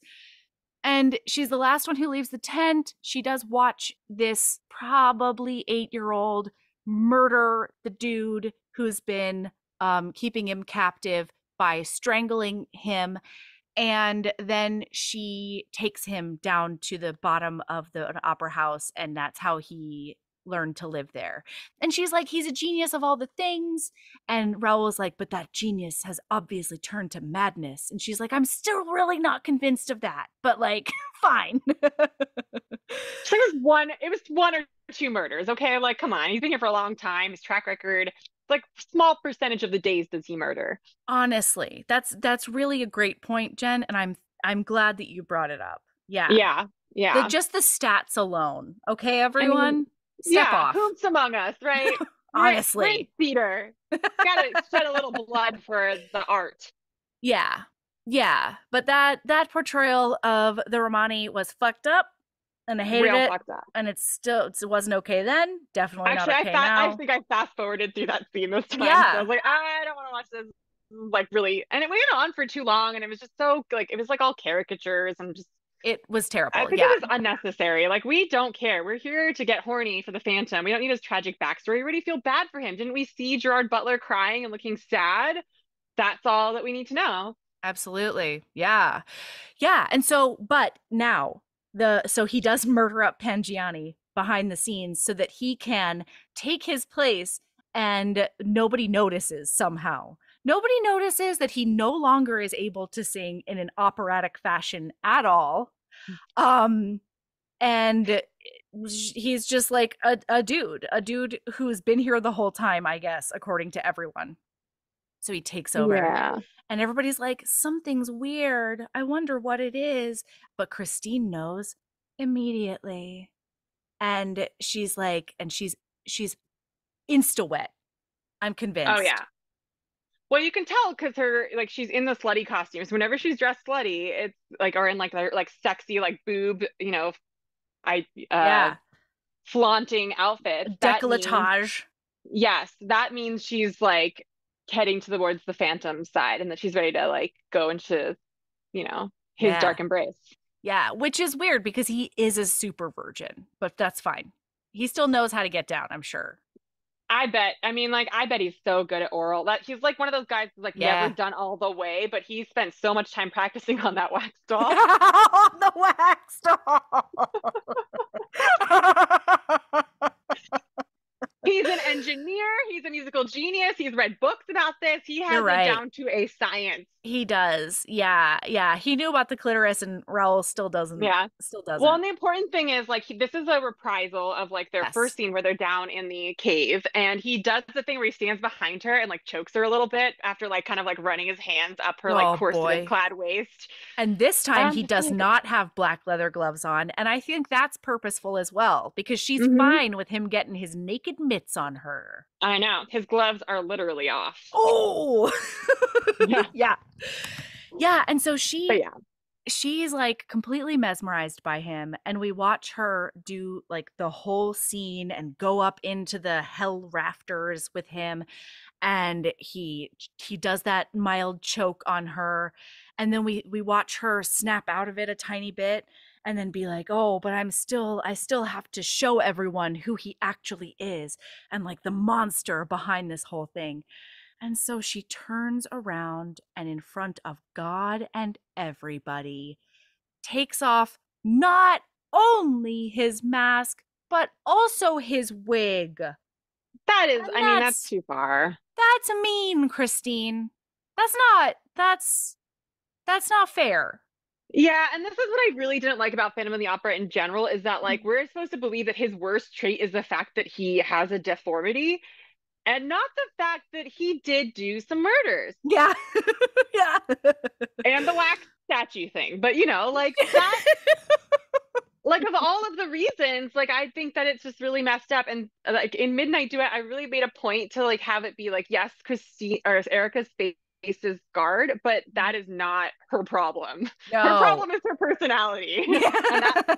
that's why people didn't like her is that she was being a diva and that she's kind of a bitch. Yeah, yeah, yeah. And yeah, so like the scarring and like the fact she's also like in the book, she like went from being like a sample size zero to like she's gained some weight. And she Mm. actually likes that about herself because she's Yeah. like, finally, I don't have to starve myself for like have this stage perfect body and like, Right.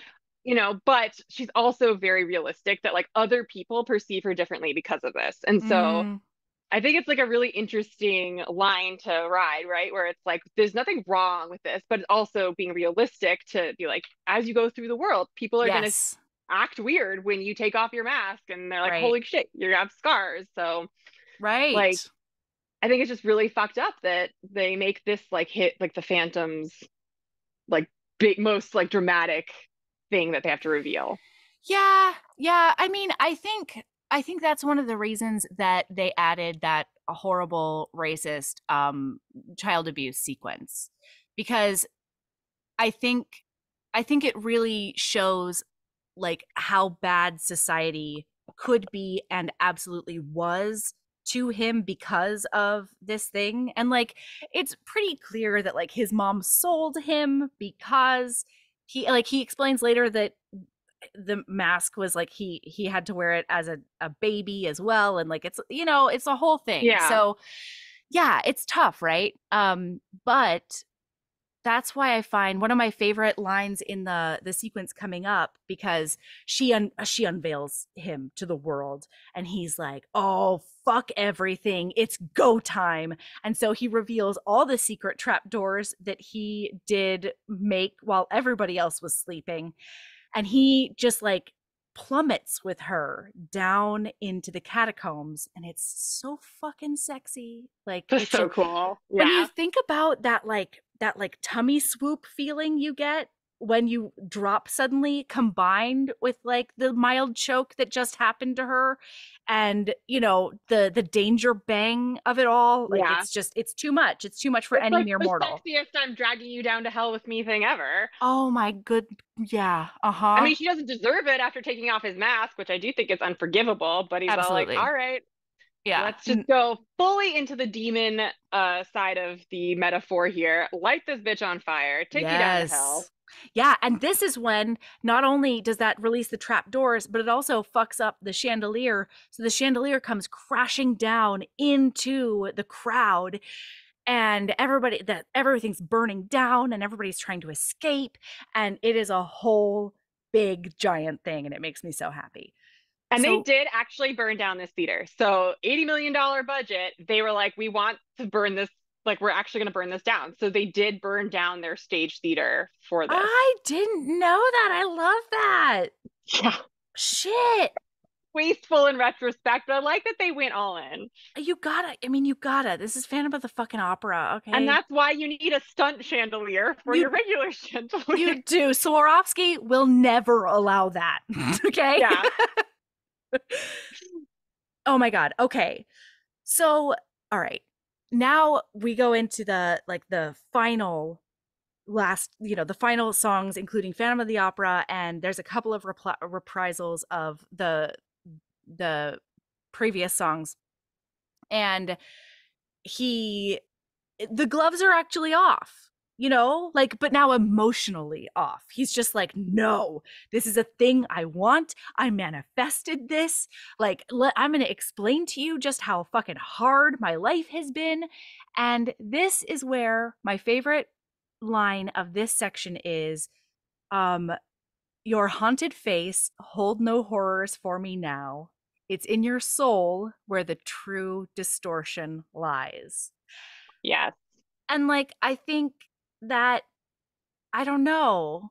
I don't think it's like the thesis of the show or the movie, but I do think it's meant to be sort of a band-aid over this, like, he's fucking ugly and that's the worst thing about him. Like, Yeah. I don't know. Yeah. No, it's like they kind of go there, but they don't really, they don't really pull it off. Yeah, Yeah, I do really like. I mean, I like the message that they were going for. The totally. execution wasn't fantastic, but the message of Phantom of the Opera in general is like the same as Beauty and the Beast, right? And Yeah. Hunchback of Notre Dame and Yep. all of the other French stories. Yeah. It's true. So I Madame guess the French Giry, are really into bestiality, and you know what? Good for them. I like it. I don't hate it. So Madame Giry shows Raoul down into the catacombs. She only goes so far though, because bitch is a survivor and she is smart. And she's like, fuck this and Hmm. fuck you. I'm not doing that. So Raoul goes down the rest of the way. He does encounter some very genius booby traps, but he defeats them. It's fine. And then he's like, hey girl, hey, I'm here now. And the Phantom is like, oh, thank you for joining me. Wow, you're in my lair. And it's incredible. So he lets him And he like in. sexually chains him to Yeah. the grate. He lets him in only to tie him up against the, what is that called? It's like the part of the castle. Is it the Like the It's not the not the moat, buttress. not the drawbridge. No, it's I don't know. it's I just call it that like the gate or it's something. that Like yeah, it's the that checkered gate that comes down that has all the pointy shit at the bottom, and it's yeah. serious and it's sexy. So he ties him to that, and then he's like, Christine, you have to make a choice.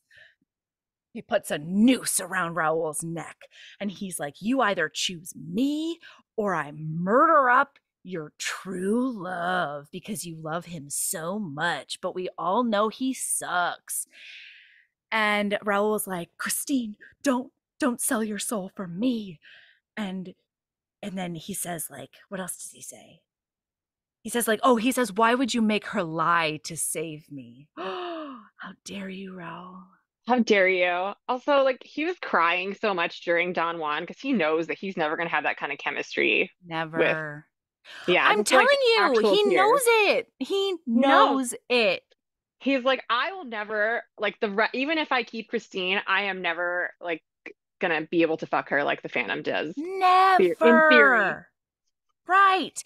And like, I don't know. I think it makes up for a lot of his douchebaggery later on because at the end, spoiler alert, everybody, he takes Phantom's papier mâché monkey music box and he leaves it at her grave because he knows that she carried a torch for him for the rest of her goddamn life. And he's fine with it because he did get to fuck her on the regular if you think part two doesn't exist. Like, Right. Yeah. I mean, but we do assume that she calls out the Phantom's name frequently when she orgasms. absolutely. Yeah. Does she make Raoul wear a mask every once in a while? Sure. Okay. But like, we all do things in partnerships. That's all I'm Exactly. saying. Yeah. I mean, and let's be real, I think Raoul kind of has a thing for the Phantom too, He after does. all the chemistry they had in the graveyard and then being tied up in his dungeon. So I think they're like kind of both into it together. And I maybe he think so has her wear too. the mask sometimes and the cape because she looks so good in her like page boy outfit. Oh, shit. Oh, wow. Yeah, You're right. this is Oh, now my headcanon. oh, wow. This It's is some better than fanfic. Love Never Dies. Yeah. Oh, yeah. We're here, and I never want to leave, frankly. Okay, so anyway, she says she puts on the ring and she walks up to him with her Emmy Rossum, just the right amount of wetness doe eyes, and she says something like, how am I to show you, what's the last line that she says before she lays one on him? Oh, I Shit. don't remember. Oh, it's so good. She's like, it's something like, how am I to show you that, oh, you are not alone. Oh yeah. Yeah, she wins him over with her love. Yes. And it's genuine. And I think that's what finally fucking breaks him is that he has felt love for the first time in his tortured fucking life. And he looks at her and he says, oh, fuck. I am a murderer and I'm slightly unhinged and I'm just realistic enough to know that I can't make you happy long term. And I love you so much that you deserve happiness long term. And I think that's this fuckhead back here. So take Yeah. him, go before I change my mind. Get out of here. He white fangs her hard and she get out. Go. We have the trauma. I The know. white thing trauma. Why? I'm sorry. Ah. But And yeah, the whole so, like if you love something, you have to let it go. That's like very Beauty and the Beast too. And like, yeah. Yeah, but this is yeah. also, I'm sorry, before all of this, we do find out that he does say that the same face that gave him all of his loneliness is also what like kept the joys of the flesh from him or whatever, you know? So, we know some things about the Phantom. It's fine. But not the Uh, joys of wax. the joys of wax are plentiful for him. Hmm. Can The you original fleshlight. Oh god. Maybe that's why she actually fainted because just like the stench of years old cum came Oh my off of God. that wax statue. You're like, those are wax candles. Like that's not wax dripping all over the floor. Congealed. Anyway, we've suddenly made this far less sexy. I don't Or know. more That's sexy, depending on, not judging. exactly. Is it obsession? Is it devotion? I'm very confused. And so is Christine.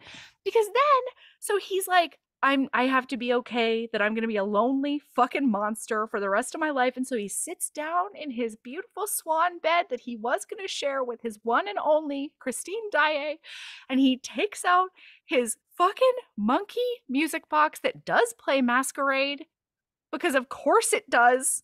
Hide your face so the world will never find you? Shut up. No. I And hate then he rides subtlety too. swan bed. He rides his swan bed across the Atlantic to Coney Yes, Island. he does. Yeah. And she gives him back his ring. And you know she's standing there being like, I can heal you with my vagina. I think I can. Would a polyamorous situation work? And then she's like, it's 1870 and I'm not smart enough to have that kind of imagination. I'm gonna go with the blonde one. And she Yeah. leaves. She's like, you can live in our basement. Yeah, Oh that's my god. probably what she whispers to him. And then he's like, well, I'm going to do some self work, maybe Yes. atone for the murders and all these other things. Mm-hmm. I'm going to rebuild the opera house so that we can later auction things off. Absolutely. And then when I'm finished doing that and I've atoned for my sins, then I will come to you. I will meet you at the wooden roller coaster. Yes. Christine is what I'll do. Yes. Yeah. Wow. Wow. Oh, and then as soon as he starts like breaking all the mirrors in his lair, my kids were like, "What's he doing?" And I was like, "You're gonna see. You'll see." And He's then being melodramatic because he that is is, his right as a practitioner of theater. yeah, he's being. I'm sorry, not he is a true practitioner of theater though, because not Yes. only is he being melodramatic, but he's also being practical because he did hide an escape route behind one of those mirrors. And like, Right. what kind of fucking genius does it take to be this perfect? Is all I'm asking the world. I know, right? Like he already planned how like the chandelier was going to be connected to the trap doors to take him down to hell slash his room. Like he had it all planned out. So, And you like, know, I'm sorry to say, everyone, but as far as I can see, and I might be a little brainwashed, but just go with me here. I think that the Phantom does have Heaving Bosoms approved reasons for every murder that he does. You know what I I agree. mean? 100%. Like the murder is not the creepiest thing he does because he doesn't really murder anyone that important or that doesn't No, really deserve it. I right. assume that the opera guy deserved it for reasons. There were reasons that happened, is all I'm Yeah. saying.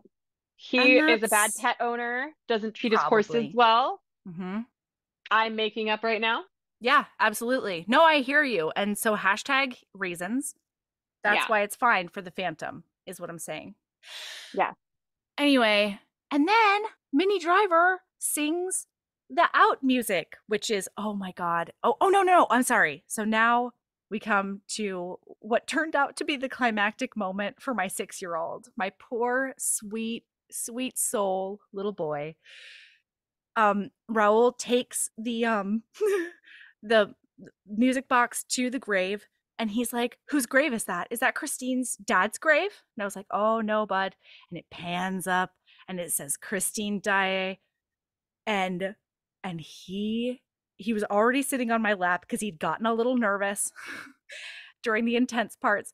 And then he just burst into noisy sobs because Christine had Oh, died. It was so that's how we all feel. Yes. yeah.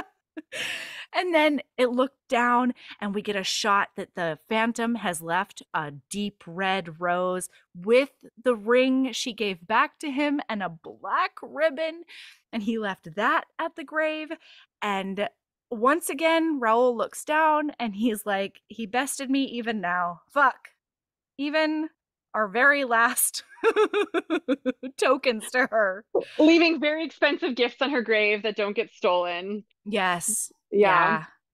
Yeah, and so I had to pet him and be like, it's because they had a beautiful life together and her epitaph was beloved wife and mother, and so she had a great life, and he's just like against my chest, and it made me so happy. Aw, I know. I mean, yeah, Meanwhile, this like does kind of have a happy ending, so it's technically still a bromance because yeah. again, we don't know that the Phantom didn't join them later Yeah, and help raise their amazing children. and in my brain he did. He absolutely did. Yes. Yeah, He they were lived in their all three basement of them. forever. Mm-hmm. Yeah. In his swan bed. They pulled a new Camelot is what they did. Everyone Yes, thought the Phantom was dead, but no, he's just on the farm, everyone. he's living that sweet, sweet life, you know, doing Whew. three-way with Raoul and Christine, Yeah, as we all wish we could. absolutely. Oh my God. Wow. You have done me so many services since we've become friends, and I don't know how to thank you, frankly. No, I can't. I have to say the same to you. I mean, thank you for having me back on. Thank you for giving me an excuse to watch this again and just obsess about that one scene for a good 45 minutes. At least. I mean, we could keep going, but I think we should put everyone out of their misery. It's just, I'm obviously like very obsessed with this. This is like I don't even like musicals. I only like Phantom of the Opera. Oh my And God, I so, love that. I love that for you. Oh God, I yeah, love I mean, that. I was like a little goth kid growing up and I was super into anything Beauty and the Beast, Stockholm Syndrome. I mean, like we can get deep Yes. down in my psyche here. Like this was what imprinted on me. Yes. And in 2004, right? And so this is what, I finally got to write the romance novel of my dreams. Oh, and it's the romance novel of my dreams too.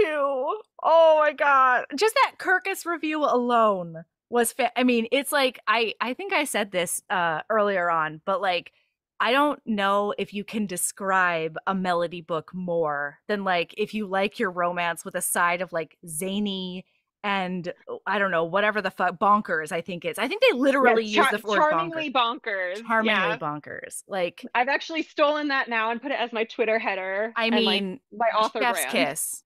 Chef's Yeah. kiss. Thank you, Yes. Kirkus, for doing all my marketing work for me. Oh my God. All right. Do you have a lady love? Um, it is going to be imagining alternate endings to all of your favorite movies that usually involve and having Yeah. it involve a three-way because I didn't think of one Yeah. ahead of time.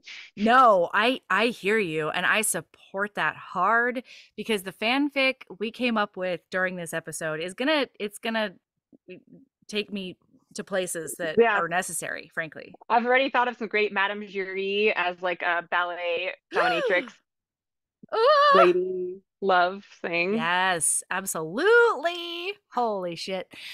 Yeah, mine is God, revisit some of your childhood obsessions as an adult and like just watch them soar in how much they hold up. Yes, yes. God, this made me so happy. All right, where can they find you online? Because they have to follow you. They have to see all the pictures of your cats. They have to see all of your hilarious quips on Twitter. It has to happen. Yes. Well, I spend most of my time on Instagram now. So my Yeah. Instagram handle is at jen.comfort.author.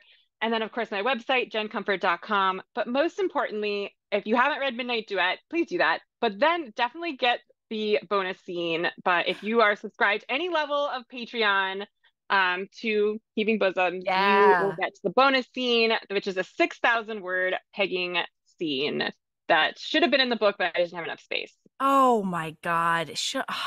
I don't know. It's like can mere mortals read this 6,000 word bonus scene that you wrote for us? Like I don't know if the layperson could handle it. It's so good. I know you said 2 to 3,000 words, and I was like, you know what? Let's go twice that long because Oh, I I've got a love lot it. to say about pegging on a rooftop in front of an angel statue. I can't. I can't with you. I can't with you and how perfect you are and like how you knew somehow how just like to reach into my id and pull forth all of the brilliance I could never come up with on my own. God, to live in your brain must be incredible. I Wow. would say that the same to you. I feel like we found kindred spirits. I will come back and spend hours obsessing over our creepy gothy childhood obsessions Yes. forever. Yeah. So any level of the Patreon, you get this pegging scene written by the one and only Jen Comfort. It occurs in chapter 28 of Midnight Duet. So frankly, I think you should get the book and read it as well because the book is also perfection. Anyway, uh keep being a badass and love yourself as much as you love God. I don't know. Oh man, everything about it. Oh. Um, Phantom Um, You know what? Love love yourself as much as you love somebody doing a gondola on you. doing a gondola on you. Love yourself as much as you love making a wax statue of someone that you're obsessed with. Get in your basement and maybe doing inappropriate things to it. Maybe doing a bit of a touch and feel on it. That's all. Who's among us?